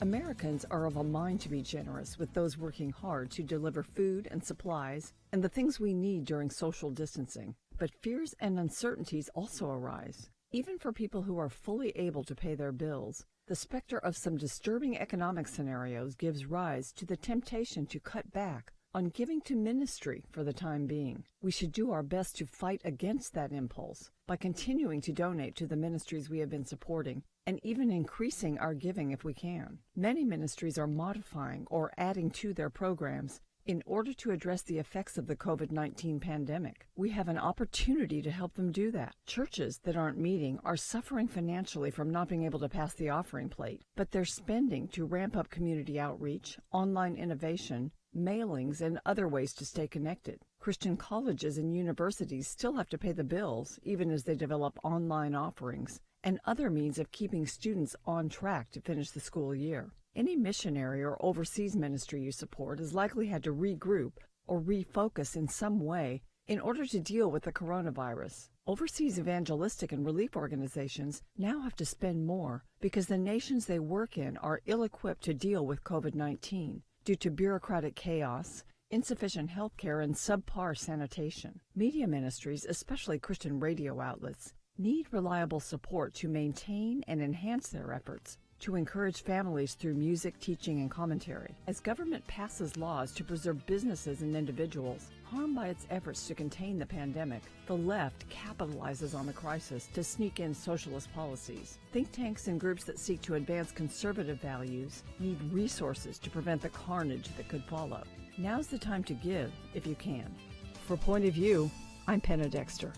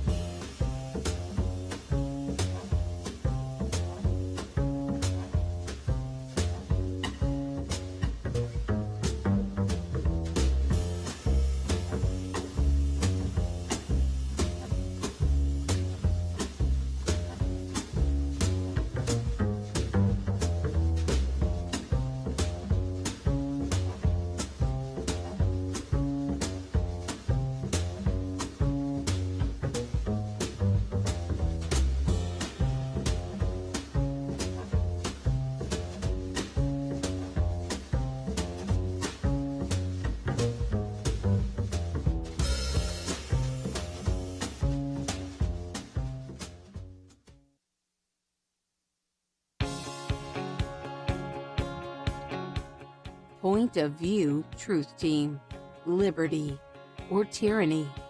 Hello, I'm Chuck Bentley, CEO of Crown Financial Ministries. I so appreciate the great work of Kerby Anderson and the Point of View team. Every day they step into the public arena to make a stand for truth by shedding biblical light on the issues that confront us all. Never backing away or compromising on the truth, they're making a difference for you, for me, and the next generation. It's important that we Christians put our money behind those causes that are having a meaningful impact. My wife and I personally support Point of View, and we encourage you to do the same. So again, Chuck Bentley, thank you very much, and he has been a supporter for the ministry for a number of years. And in just a minute, I do want to ask some questions of Kelly Shackelford for a number of reasons. Off air, we're getting people saying, well, who actually can use the Paycheck Protection Program? How do you go about it? And we'll see if we can answer some of those questions. Plus, we have this very good piece by Al Mohler and Kelly Shackelford that appeared in the Washington Post about mandatory social distancing. And we're practicing social distancing, so when you call 800-347-5151. You're actually talking to somebody in their home. But we also have set up a remote studio where the president of Point of View, Warren Kelly, is with us. And Warren, I think you're with us right now, aren't you? Do we have Kelly? I guess we'll get Kelly in just a minute. Kelly was maybe going to give us an update on how we're doing financially. Kelly, you there? Again, that's the... Oh, there he he is. This There is he is. definitely a first. Yes, that's first. Okay, these remote studios, we're still working out. But tell us how we're doing here, because this has been a difficult week when I know some people cannot support here. this ministry. But if nothing else, tell us what we found out so far and how we're doing. Well, I guess we got some kind of echo there. We'll get to it later. Kelly, then we come to you then, and we'll figure out how to solve that problem. And one of those is that your organization, First Liberty, just like any other nonprofit, is looking at the Paycheck Protection Program. You have somebody working at that, and it's a little complicated. I've got the forms in front of me here, and maybe the best solution for some of our listeners is to go to a bank. Explain a little bit more about that. Yeah, this is the way this works is you essentially can get, if you're a 501c3 or you're a for-profit business and you have under 500 employees, then you can, you take your average payroll over 2019, essentially, and you say whatever that payroll is for a month, you can get up to 2.5 times that in a loan from the SBA, which is the Small Business Administration. At the end of, it's the end of June, so basically 2 months later, assuming you haven't let those people go that you were getting their payroll, that they waive and you're forgiven that loan. So it's really a gift. Yes. So it's essentially you're applying for 2 months of your payroll to be covered by the government. And a lot of people didn't know this because they assumed that the stimulus and part of it wasn't part of it, that it was all just like if people were in great need, this was for them. But there's also a stimulus part of the bill that was passed, the CARES Act, and that's the Paycheck Protection Act. And the purpose of that is not like, it doesn't matter. You don't have to come and say, oh, I'm about to go under, or I have these problems. No, what they want to do is make sure that your payroll is covered so that you'll keep your employees. And so they're doing that for everybody who meets those definitions. So if you're a church, if you're a 501c3 or a for-profit business, you can do this. You apply for the loan through the SBA, but banks who are SBA approved loan places, which most are, but many are, you can check with your bank and see, they can do it for you. And in fact, there's an incentive for them to do it for you. You bring that up because, again, what you want to do is take this to the bank, and then they can help you out. And they get like 3%, don't they? That's right. So they would like for you to do this because whatever you're doing, the government will pay them 3%. They don't take it out of your money. The government will pay them 3% of whatever you're getting. So your banker is very incentivized to do this for you.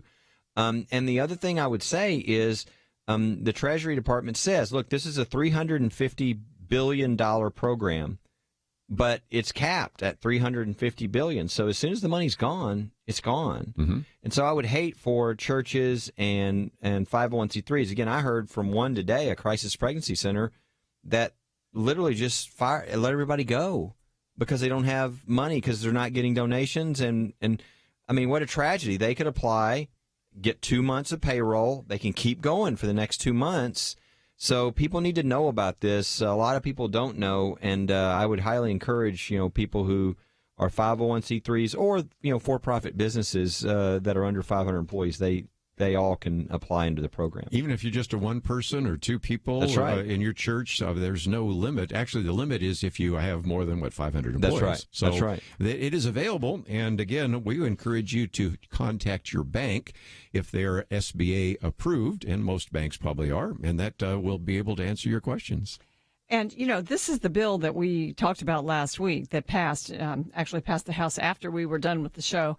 And, you look at this and you say, okay, this is a way, a government that said you need to social distance, we're going to help you to get over the bad effects of that by allowing you to maintain your employees. So this helps the employees. It helps the business to stay in business. Once this is over and we're back and people are back at work, then and companies begin to turn a profit again, this will have gotten them through. And if people say, oh, but I have to pay it back. I don't want to borrow money because I'm going to have to pay it back later. No. If you comply with paying your employees and keeping them, and that was the whole goal of this, then it will turn from a loan into a gift, and you won't have to pay it back. So it's a unique, I think, very well thought out plan. I mean, I'm sure there's glitches, as there are in everything, but it's something that could really help get our economy back on track, because small businesses are very important to our economy, and this government wants to keep them going. And I've heard, churches and religious nonprofits, usually, number one, they didn't know this applied to them, or if they do, their big hang-up has been, wait, this is government. Are there strings? Are they going to try to tell me what I can do? And again, we got that solved in the interim rule that came out on the application of this from the SBA today. It laid out very specifically that, no, the First Amendment, the Trinity Lutheran case at the Supreme Court, the Religious Freedoms Restoration Act, all overrule any attempt to in any way control their religion. They can participate in the program and have full religious freedom. Brad, this is good news. And again, I said it at the outset, you're probably hearing about this for the very first time. And I think, if nothing else, a compelling argument for why you need to support Point of View. You're hearing information that maybe you hear nowhere else. We're trying to help you be practical. We're trying to keep churches and Christian organizations fully funded, and we're trying to encourage our listeners as well. So I just want to encourage you, as we go to the top of the hour break, to give us a call, 800-347-5151. That's 800-347-5151. Or, of course, the website is pointofview.net. As we mentioned before, some of you may be out of work, but many of you may still be working, and you actually will be receiving a check for $1,200, $2,400 if it's a couple, even more than that. And also, we're talking about paycheck protection that might be helping you and your organization. So those are the kinds of things we talk about on Point of View, because we want to help your faith, your family, and your freedom. That's what we talk about every day. Brad? I'm going to ask a question. How important is liberty to you? Do you understand liberty? We're talking about liberty or tyranny, and I'm just simply asking, what do you believe in? What do you really want to support? Well, liberty is what you'll get here, and the truth. 1-800-347-5151. That's 800-347-5151. You can join the Truth Team and support us financially as little as $1 a day, $30 a month, $360 a year will be such a blessing and help us continue to do what we do best, which is about the truth. 800-347-5151. We have a lot more to talk about. We'll do that right after these important messages. Not guilty. If you're accused, those are words you desperately want to hear. This is the end of a very important week for Point of View Radio. We are looking for those able to join our mutual fight for liberty. But if you simply aren't able to give right now, we understand. We're on your side, and we absolutely don't want you to feel guilty in any way. If you've lost your job or your business has been hard hit, we are praying for you. We trust God will move in the hearts of those who can give, those who are able to help us in these final hours of the week. You can play a key role in preserving liberty against tyranny. We've seen many victories in the past several months. Let's keep the winning momentum going. Learn how we can make it easy to give each month, or as a special gift this week, please visit pointofview.net/team. or call 1-800-347-5151. Again, if you can, we need to hear from you right now. Pointofview.net/team and 1-800-347-5151. Point of View will continue after this.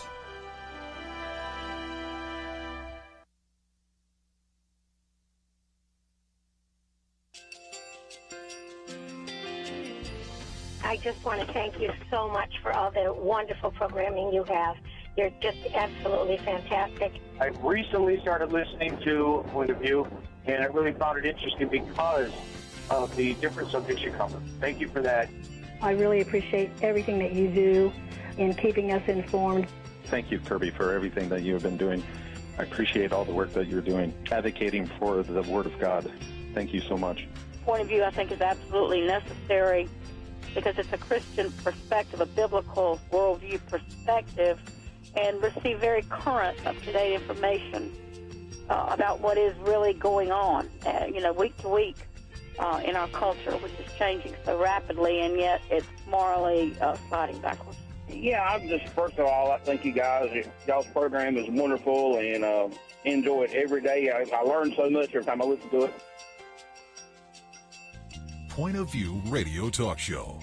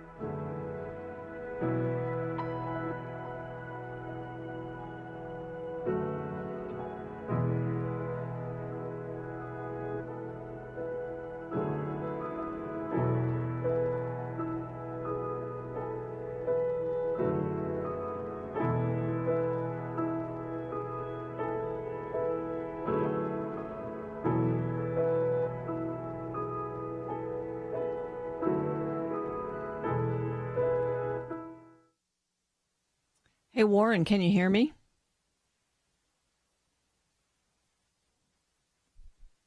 I don't know if you can hear me, but I can't hear you.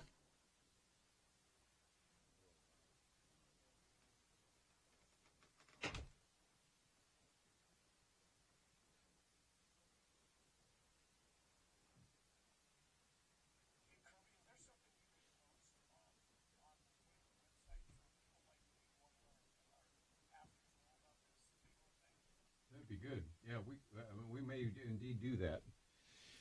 I'm just trying to find out what would be the best thing to put up there. Yeah. You could post that article and then with some 5 points or something. We do have that article right there. It's the...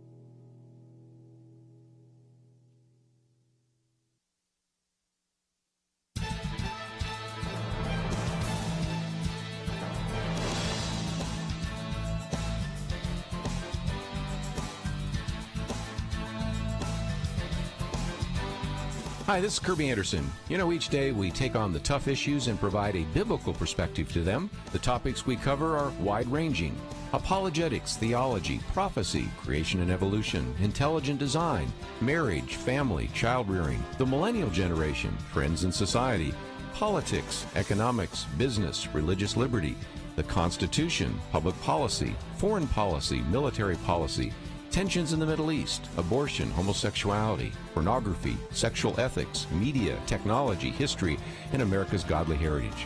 We talk about anything that affects your faith, your family, or your freedom. So don't go anywhere, because Point of View continues right now.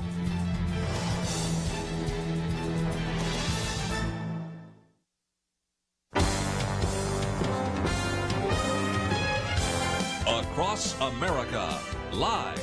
This is Point of View.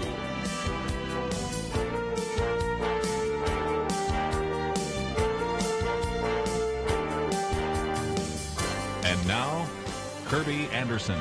Thank you for joining me. Of course, it is our weekend edition. Penna Dexter, Kelly Shackelford, and kind of one of the themes this week has been Philippians 4:6.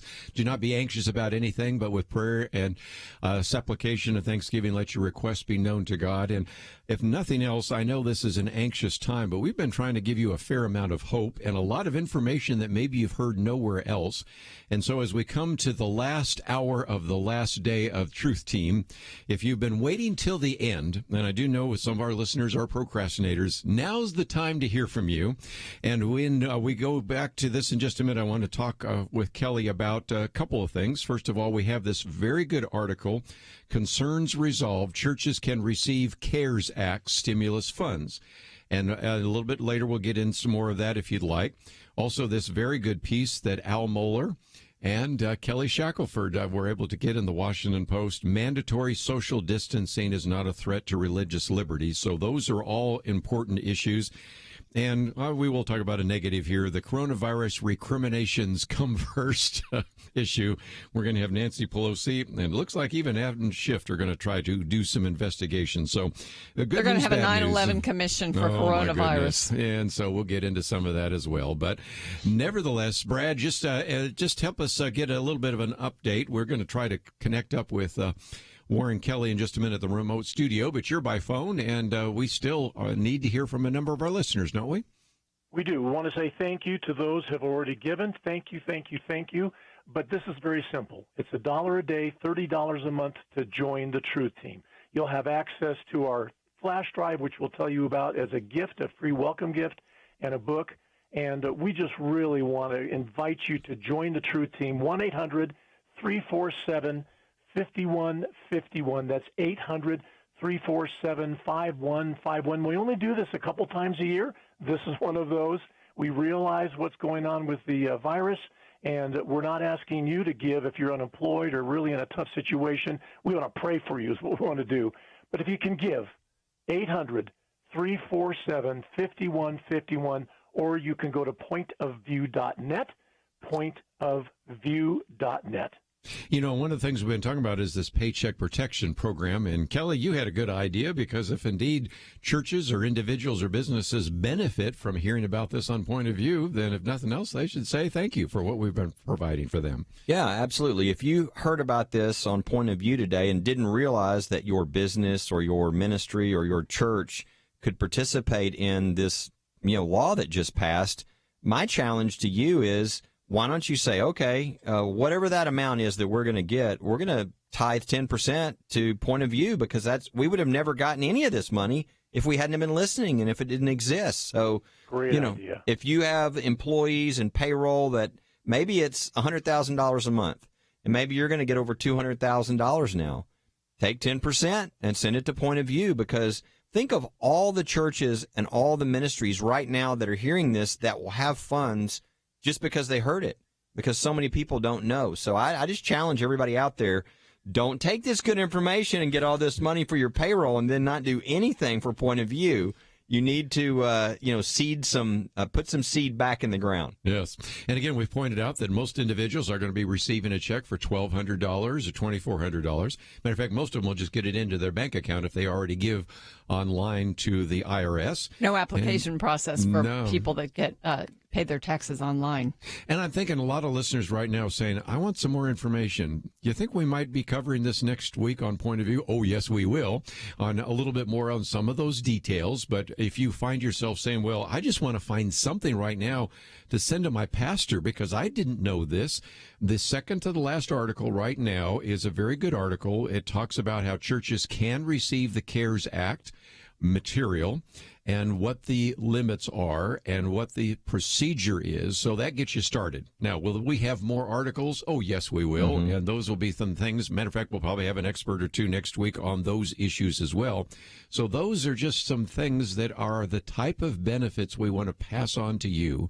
And so, Brad, that's one of the reasons why we're coming to people right now, because they have benefited from the news, the information, the perspective. In this case, maybe some very helpful financial benefits that come simply by listening to Point of View. That's right. And remember something very important about Point of View. We take everything in the culture as the Bible states it. We are biblically based, and that is how we filter, you might say, what comes our way so that you're hearing a biblical point of view. That's really important. 800-347-5151. This is the last day, Kerby, of our event. We're going to be done here in just a little bit, and so it's really important that we hear from you right now financially. $1 a day, $30 a month, or it might be something, any amount, single or monthly gift, or perhaps a $2,000, $3,000, $5,000 gift, whatever the Lord leads. 800-347-5151, 800-347-5151, or pointofview.net. Kelly, let me come to our last article we've posted here. It's by you and Al Mohler. And what precipitated that were what you call careless comments by the New York mayor, because we recognize that mandatory social distancing is not necessarily a threat to religious liberty as long as it's temporary, right? Right. Talk about that. Well, that's the key. And a lot of people are saying, oh, you can't take away constitutional rights, the First Amendment rights, like they're absolute and that there's never any. I mean, freedom of assembly is a basic right. But so can you go into court and say, we have a right to have 250 people out protesting together, standing right next to each other, locking, no, you'll lose that case because the way the test works is fundamental constitutional rights. The government can override those only if it has a compelling governmental interest and it's meeting that interest in the least restrictive way on your freedom. So is there a public health interest in it? Of course there is. Is this the least restrictive? Yeah, it's least restrictive as long as it's only temporary and it's focused on the harm that will be caused. As soon as that harm goes away and the temporary nature has to go away, and we'll certainly be ready to make sure that any restriction on freedoms because of the health issues are gone as soon as the health issue is under control.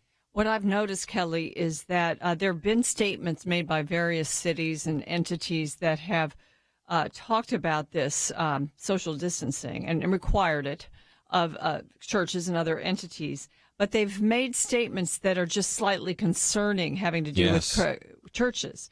And so what you've done at First Liberty is to go and inform them that their statements are a little bit too much. And most of the time they've backed off because they didn't realize.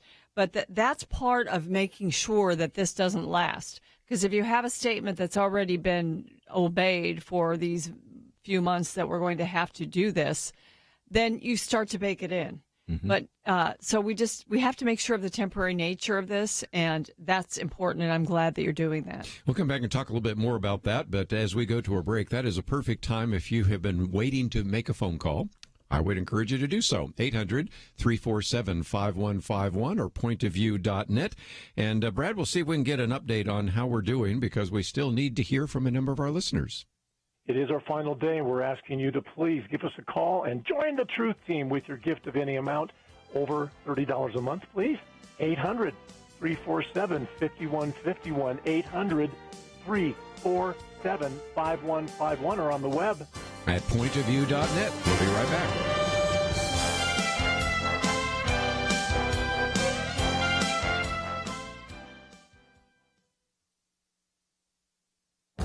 This is Viewpoints with Kerby Anderson. A study by the Manhattan Institute explains why it is so hard for middle-class families to make ends meet. The author, Orrin Cass, distilled his research down to a Twitter post. In 1985, he said, the typical male worker could cover a family of four's major expenditures, housing, health care, transportation, education, on 30 weeks' salary. By 2018, it took 53 weeks, which is a problem, there being 52 weeks in a year. Christopher Ingram wrote about this in the Washington Post, saying this chart is the best explanation of middle-class finances you will ever see. The chart shows the annual expenses for a family of four and plots on top of that the median male income. The margin between income and expenses gets smaller each year until the annual household expenses exceed the median male income. The chart in the report helps to explain why families feel the financial pinch. The cost of basic necessities has increased faster than male income. Until recently, we have had a booming economy with a record-setting stock market.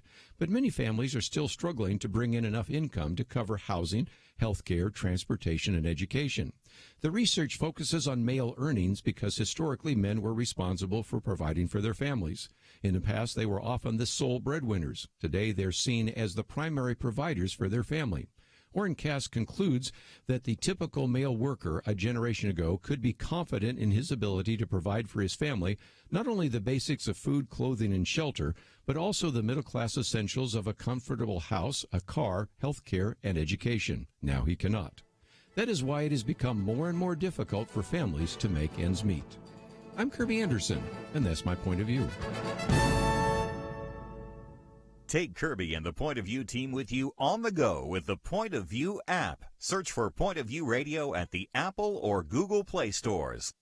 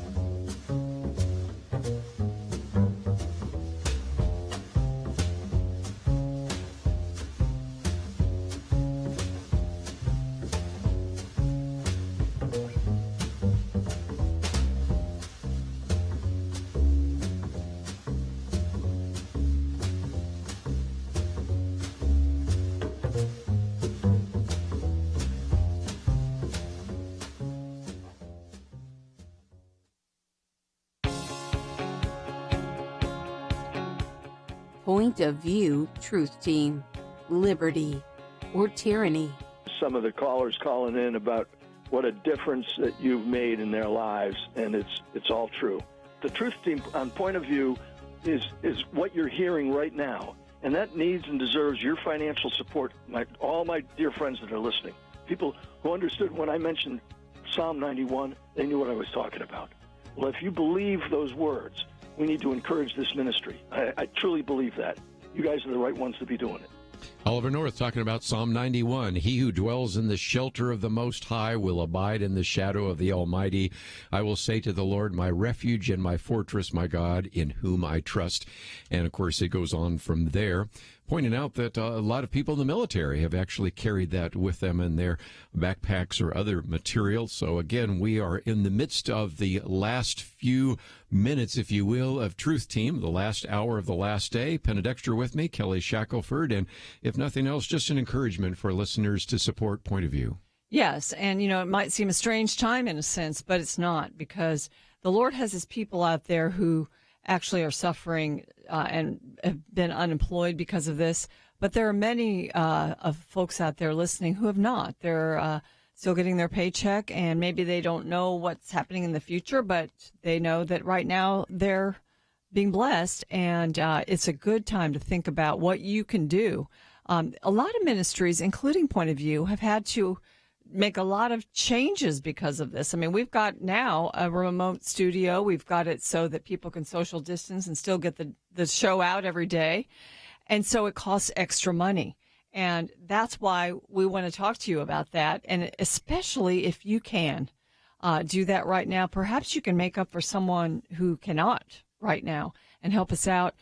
and keep the broadcast strong, and if not strong, perhaps even stronger going forward. We're going to need it. Well, certainly are. We have an election coming up, and we'll talk about that in just a minute. But Kelly, Wayne, the article that we've posted here has a lot of links, and one of those is a link to a letter you sent to, for example, the mayor of McKinney. And the reason I bring that up is some of our listeners right now, there are eyes and ears, not only for us, but in a sense for First Liberty, because some of the cases that you've pursued over the years have come through Point of View.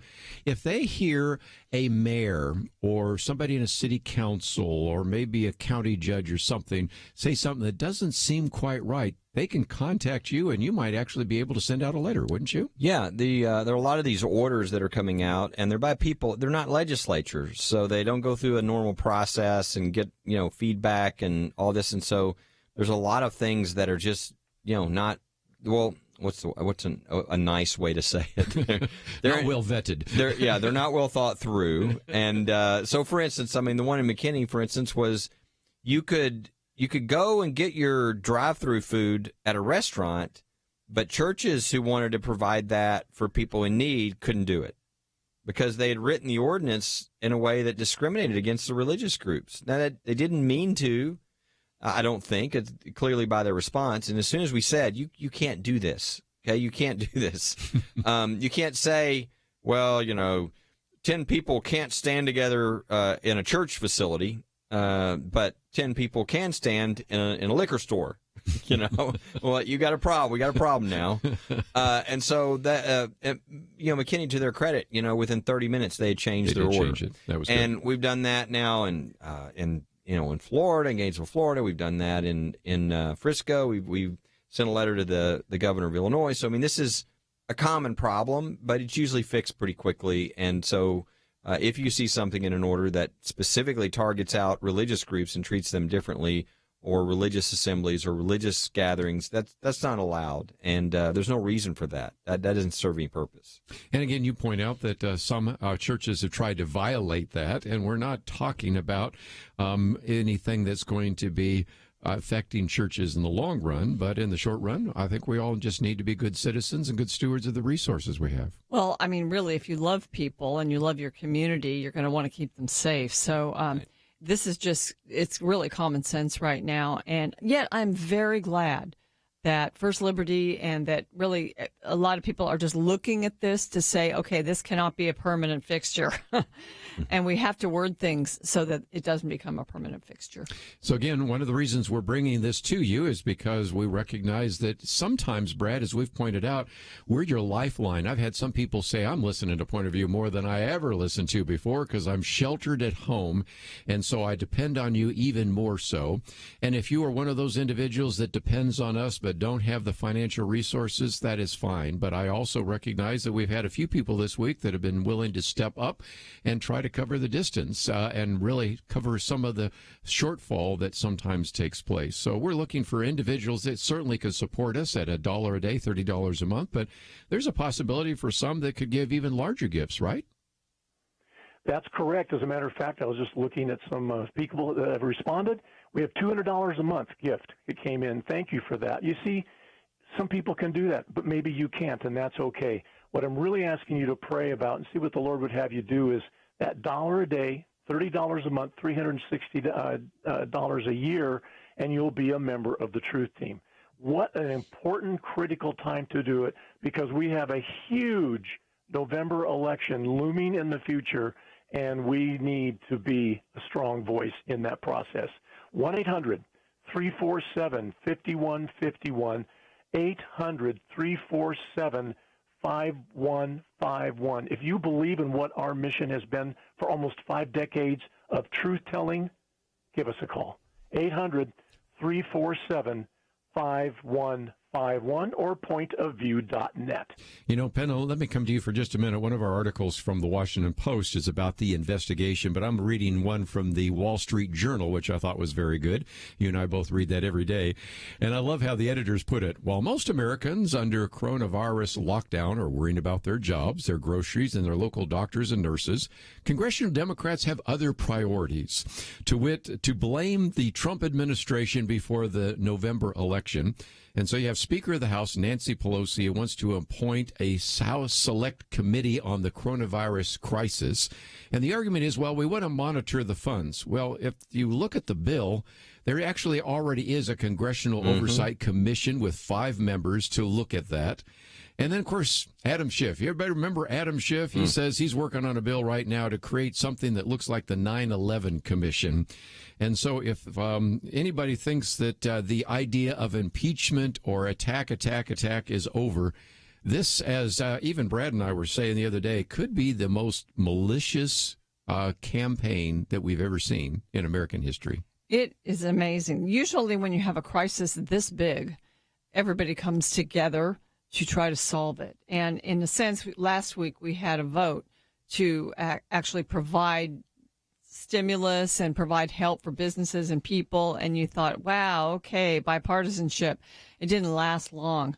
They really want to go after the president. They'll use anything to go after the president. And this time I think it's going to ring very hollow, because this president was actually opposed when he did really his first major act, which was curtail travel from China into the United States.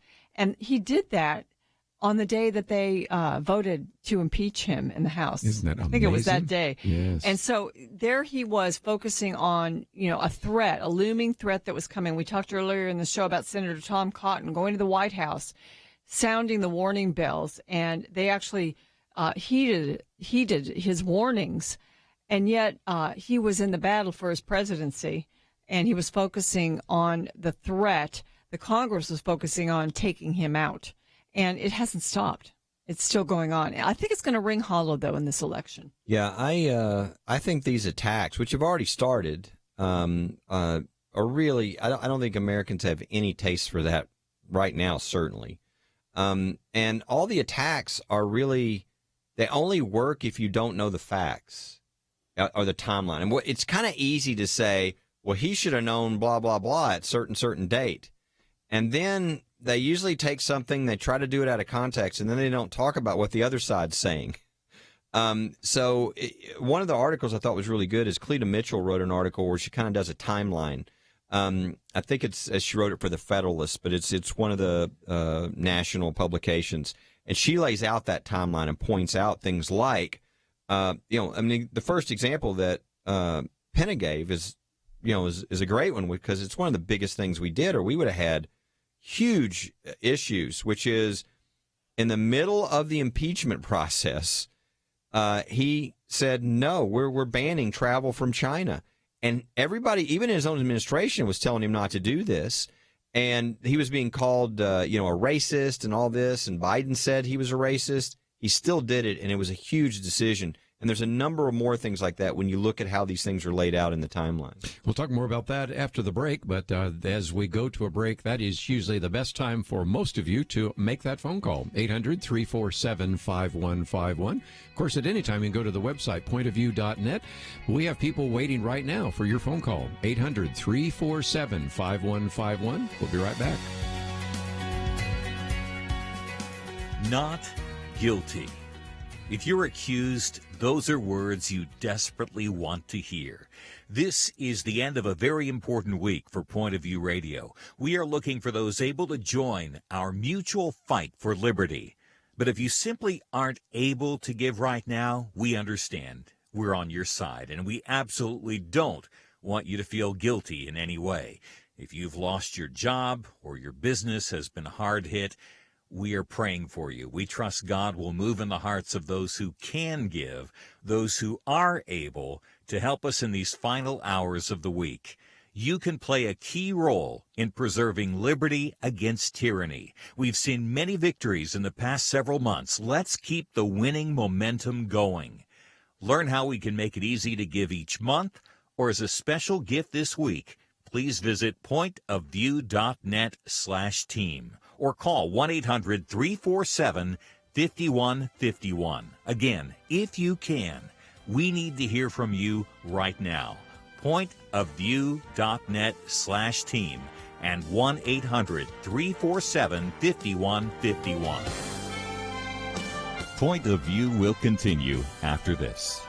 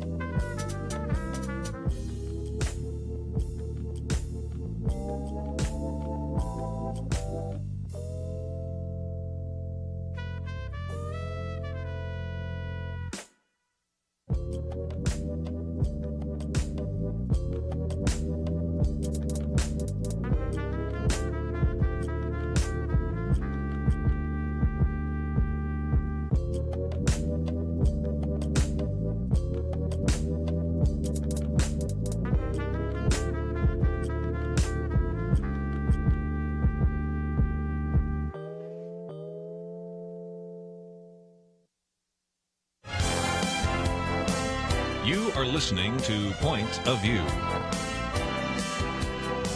The opinions expressed on Point of View do not necessarily reflect the views of the management or staff of this station. And now, here again is Kerby Anderson. Final half hour, and this is an opportunity for you to join with us, even though we will go off the air in about a half an hour. Still encourage you to give us a call at 800-347-5151, but I'd love to be able to make some kind of announcement of reaching our goal by the top of this hour. Penna Dexter, Kelly Shackelford with us, and we've been talking about all sorts of aspects of the coronavirus, but another one of those is the timeline, Kelly, that you mentioned just a minute ago. I thought we'd bring that up again because I wrote a commentary, and I mentioned yesterday it was 8 weeks ago when it aired. And since you write it a week ahead of time, it's like 9 or 10 weeks ago, I was asking the question, why is it we call the 1918 flu virus the Spanish virus? Well, that was because there was censorship, and even though it started in France, it wasn't until it came to Spain that anybody knew about that. And I said, by now you can probably figure out where I'm going with this because I was convinced that China was lying about this. Now, one of the things we see is, I got to love Dr. Deborah Birx. What an incredible individual. But she even admitted the other day that if we'd had more accurate information from China, I would have recognized that this was not a SARS outbreak, but this was a pandemic outbreak. So in some respects, the timeline shows that the president has been responsive and the vice president, Mike Pence, have done a good job. But even so, some of the best health care experts and medical experts in the world didn't have the best information to make wise decisions. Yeah, what China did was really a crime to the rest of the world, and it's what communist countries do. It's the whole point of communism and socialism is centralized control. And so they have control of all the information, and they lied, and they hid the information, and they didn't tell people. And it was a time when they could have protected themselves. And when even now, I mean, nobody believes their death count. It's clearly a lie. And I can't imagine how many people have actually died. But, I mean, that would have really helped all the other countries to plan, to put that into their models, to see how the things were going to go. But China is communist and they act communist, and it's why it's something you never want to be a part of if you can help it. Look, the people of China are wonderful. The doctors in China have been wonderful, if they're not killed or put away by the government of China. But the government of China is evil, and they've murdered lots of people by what they did. Not saying they intentionally produced the virus. I'm saying that they had information, they could have told people, they could have stopped the travel. Instead, they did the opposite, and they hid the information, and they're still lying, even at this point, which is really, really sad. If they'd been honest, first of all, the United States offered help and expertise, which they refused. Second of all, the World Health Organization, I'm not sure why the World Health Organization didn't do more, whether or not they were predisposed toward China and the way they handle things, which could be the case, or whether or not they were just flying blind too. They weren't getting enough information. But I think it has a lot to do with, actually, it's a little of both. But, when we look at our response here, and we've seen President Trump bring to bear other companies, private industry, yes, there's been some coercion on his part to try to get them to move faster to produce some of the equipment and the things that we need to fight this. But he has, and for testing, the testing, when it does become as readily available as we'd all like, it's going to be because private industry and private companies made that happen. And so in a free market, it's actually a better way to get it moves slower in a sense, but it also can be a much bigger and more innovative response.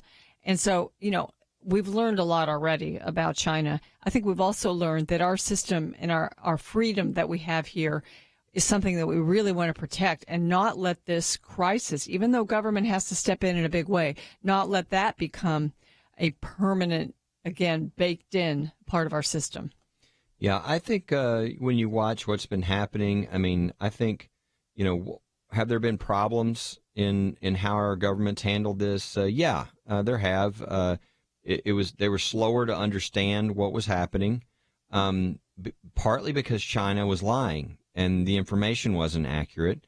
But what I don't like is these other politicians now sort of throwing rocks and saying, you should have understood earlier. What you find when you go back to those politicians is they had very similar statements themselves that they're trying to delete. I know Schumer and Pelosi and all these. So I don't think that's going to go over very well with the American people if they take that approach, which they have been. But there were problems, and I think this is a problem that goes back administrations with our testing and with our preparedness. We knew another pandemic would come one day. We didn't have enough, respirators and the different things, the ventilators, the different things we needed, right? But the testing was, really messed up in the beginning because the CDC, had things messed up, and we're not used to having to do this many tests. When things got ramped up, though, as soon as they realized they're moving as lightning speed now, where there's going to be a test that is going to tell us within probably 5 minutes whether we've ever had it. That's when I think when you get that, you're going to have a lot of really good information about, and you're going to find out a whole lot of people have had it and didn't know they even had it. But so yes, were there problems? But I just don't think you can blame any of those things on the current administration. I think everybody knows there were problems. I think they go through numerous administrations. Just things weren't really taken care of, and this kind of caught a lot of people by surprise. I think, though, that the things that Trump has done differently that I don't think, if you're being fair, I don't think other people would have done just because he's a different person. I think maybe that's why God has him in that position. I don't think you'd have seen people going against everybody else and saying, I'm banning travel from China.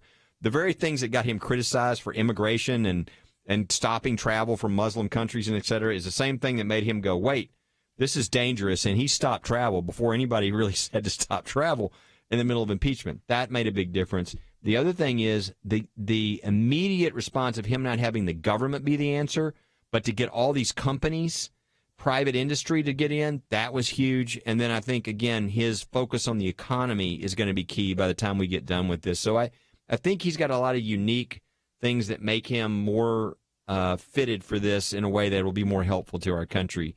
And obviously he's listening to the advice of the doctors. I think eventually he'll have to override because they might have a shutdown for a year if they had their way, and he's not going to allow that because it would destroy the economy and people's lives. Well, I think the testing, once private industry starts innovating, and we're seeing these tests now that are quick, we're seeing tests that test immunities, we'll be able to identify and pinpoint people who can go back to work.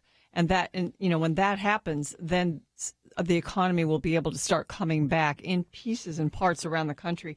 So that's one. The CDC was the only entity that could do the tests and do the test results at the beginning. That was a terrible situation. It shouldn't have existed. It had existed well before the Trump administration. And it would have been great if President Trump had seen that and made a change before the pandemic hit. But I don't know that would have happened under any other president. So now it's being fixed, and because of private innovation, because of different labs across the country now being able to handle the testing, it's getting better, and it's going to get much, much better. So I think that will be part of the economic solution, that having the widespread testing. and the ability to identify things, people will know where they're at. They'll be able to make decisions about working accordingly. Very good. When we come back from the break, we might talk about one of the other articles. Now they're actually recommending people wear masks. And before, we had some interesting statements about that. But, Brad, we are coming down to the last few minutes of the Truth Team Week. And again, if you've been hearing some things today, which I'm sure everybody has that you did not know, your thank you with certainly praying for this ministry would be helpful, but also a thank you through your pledge before we end this program today would be greatly appreciated. It would. This is our Truth Team Week. We only do this a couple times a year, and we come to you and remind you we are listener-supported. That's critical to understand. Listener-supported, biblically based Christian programming, and that's what we give you every day.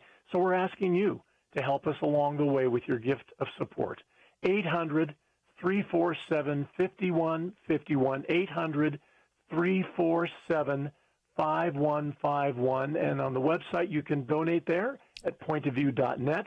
Remember, everybody who gives $1 a day or more, $30 a month, $360 for the year, you're going to get our flash drive gift. This thing is loaded with content, Kerby. And it certainly covers all sorts of different issues, from the life issues to cultural issues to economic politics, all the kinds of issues that we discuss. Some great interviews on the subject. And we've been talking about this idea of capitalism and socialism. There's an article on there. There's the interview we did with Jay Richards, who debated a socialist on capitalism and socialism. There's other material on, of course, almost any topic. And so that's just one of the things, along with Joel Rosenberg's book, The Jerusalem Assassin. So please, if you can right now, give us a call, 800-347-5151. That's 800-347-5151, or pointofview.net. We will be back right after this.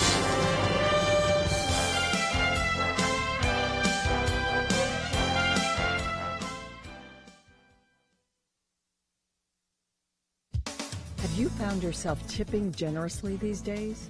Americans are of a mind to be generous with those working hard to deliver food and supplies and the things we need during social distancing. But fears and uncertainties also arise. Even for people who are fully able to pay their bills, the specter of some disturbing economic scenarios gives rise to the temptation to cut back on giving to ministry for the time being. We should do our best to fight against that impulse by continuing to donate to the ministries we have been supporting, and even increasing our giving if we can. Many ministries are modifying or adding to their programs in order to address the effects of the COVID-19 pandemic. We have an opportunity to help them do that. Churches that aren't meeting are suffering financially from not being able to pass the offering plate, but they're spending to ramp up community outreach, online innovation, mailings, and other ways to stay connected. Christian colleges and universities still have to pay the bills, even as they develop online offerings and other means of keeping students on track to finish the school year. Any missionary or overseas ministry you support has likely had to regroup or refocus in some way in order to deal with the coronavirus. Overseas evangelistic and relief organizations now have to spend more because the nations they work in are ill-equipped to deal with COVID-19 due to bureaucratic chaos, insufficient health care, and subpar sanitation. Media ministries, especially Christian radio outlets, need reliable support to maintain and enhance their efforts to encourage families through music, teaching, and commentary. As government passes laws to preserve businesses and individuals harmed by its efforts to contain the pandemic, the left capitalizes on the crisis to sneak in socialist policies. Think tanks and groups that seek to advance conservative values need resources to prevent the carnage that could follow. Now's the time to give, if you can. For Point of View, I'm Penna Dexter.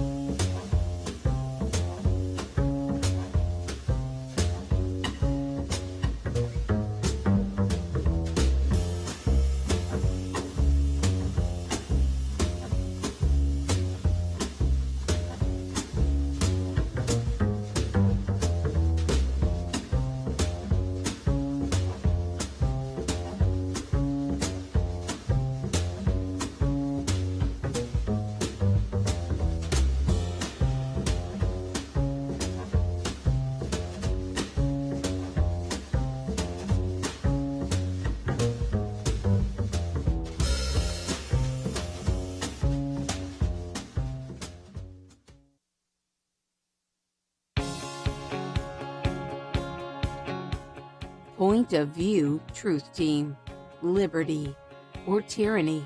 I'm so glad to have the Kingdom Keys Network that presents Point of View program and replays it by recording at night so I can catch up on what I miss. It is the highlight of my day. I don't have Wi-Fi or cable news access, so radio is almost my sole means of reception of news. And Point of View helps me understand the political landscape and apply Christian values to it. I'm so honored to be able to give to Point of View. It is a most worthy Christian outreach. We need their informed voice to speak to the issues we face each day. And again, one time more that we are able to come to you before the end of the program today. And I thought, Kelly, for just a minute, before we hear from some of our other listeners about why they should support Point of View, the change is not only in the Paycheck Protection Act, but it's also changed some of the contributions for some of your high-end donors.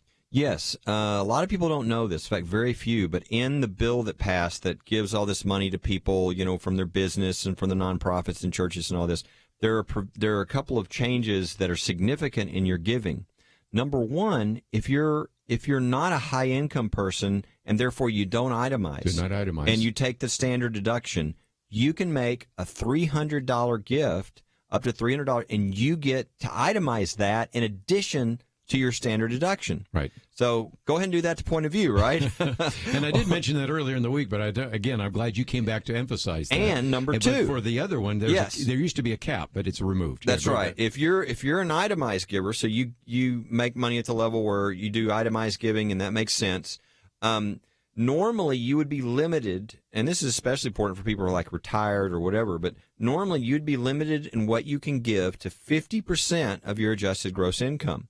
You cannot give more than that. Well, they changed that. You can give 100% of your adjusted gross income, and if you give over that, it gets carried forward for the next years. And so if you're a person who's been limited by that, you're actually freed up to give more to charity, more to your church, more to 501c3 organizations. So two changes that help people give more to charity in a time when we need that. Point of View Truth Team. And in the absence of resources like Point of View and the silencing of the church, I think it would in effect create the silencing of the church. And that's why, again, it is so essential that that forums like Point of View and the work that you and Kerby are doing is so vital to the work of the church. And this is where listeners can be an active participant in spreading the gospel of the kingdom by supporting Point of View. Without programs like Point of View, Ministries and Works would not have a forum that reaches the populations that need to hear the truth about the very important issues that America is founded on. So often we take what we hear for granted, the radio program or the wonderful personalities, but they can only be on if people like you and me support them. Clearly, I think that we are operating in a culture that is at every turn seeing the media and Hollywood push an agenda on them, and you folks present the truth. And not only do you present the truth, you present it in a gracious way that helps people to understand the facts. Point of View Truth Team. And again, back for just a few more minutes. And Penna Dexter, of course, your commentary today is about giving during pandemics. And I want to encourage people that if they are benefiting from some of the things that are coming down from the CARES Act, to consider giving to their church, the Christian organization, maybe even the radio station they're hearing. But right now, we're asking them to consider what they might give to Point of View. As we see the government take a big role in our lives, a bigger role just because of this pandemic and the ways that we have to deal with it to protect people, and then we're going to have to deal with it going forward to get the economy back on track.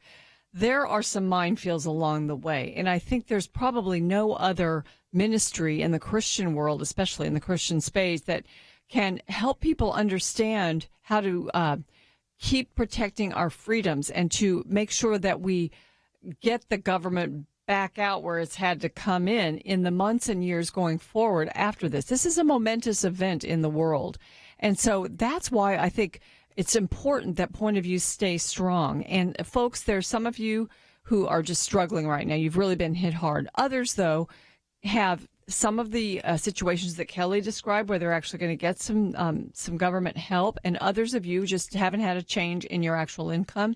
So dig deep right now. Think about maybe you could do more than you've been doing, or start doing something if you never have. It's really the time to pay attention to this and give. A lot of people have a generous spirit rising up, and they have some fears rising up. And I would say pray and ask God to help tamp down those fears, and by His Spirit, help me understand what I can do.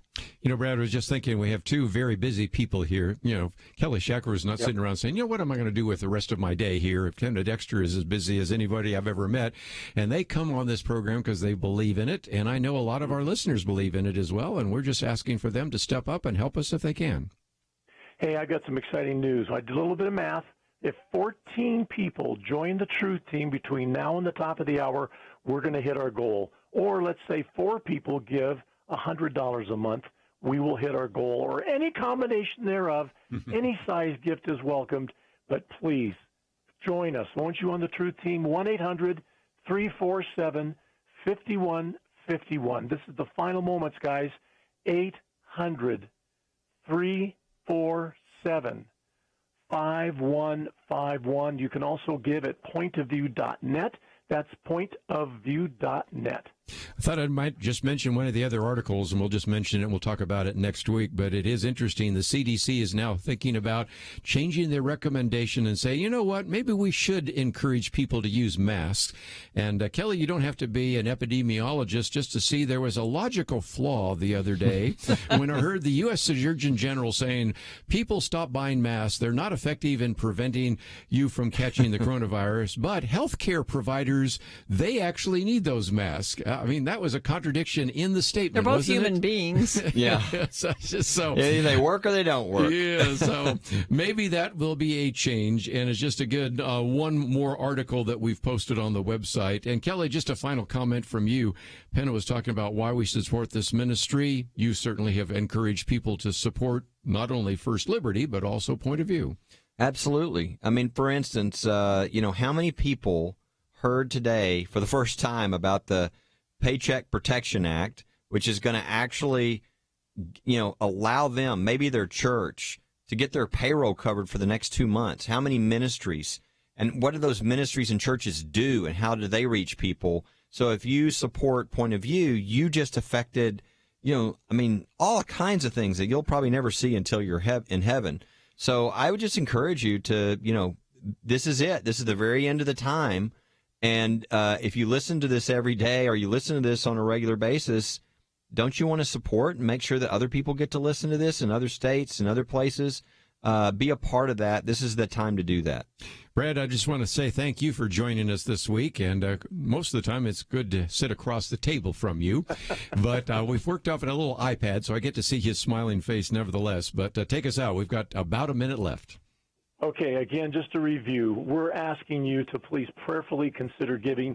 And by the way, you can always give at pointofview.net any time of the day or night through this weekend, whenever you feel led of the Lord to give. We're looking for you to join the Truth Team. 800-347-5151. 800-347-5151. A gift of any amount, whether it be monthly or single, would be most welcomed. And again, for those of you that are on tough times, hey, let us pray for you. That's all you need to do, is let us do that. 800-347-5151. 800-347-5151 or pointofview.net. And again, we will continue answering that phone for a few more minutes, but at any time you can give us a call, or you can certainly go to pointofview.net. I want to thank all of you for participating. We'll see you back next week right here on Point of View. Not guilty. If you're accused, those are words you desperately want to hear. This is the end of a very important week for Point of View Radio. We are looking for those able to join our mutual fight for liberty. But if you simply aren't able to give right now, we understand. We're on your side, and we absolutely don't want you to feel guilty in any way. If you've lost your job or your business has been hard hit, we are praying for you. We trust God will move in the hearts of those who can give, those who are able, to help us in these final hours of the week.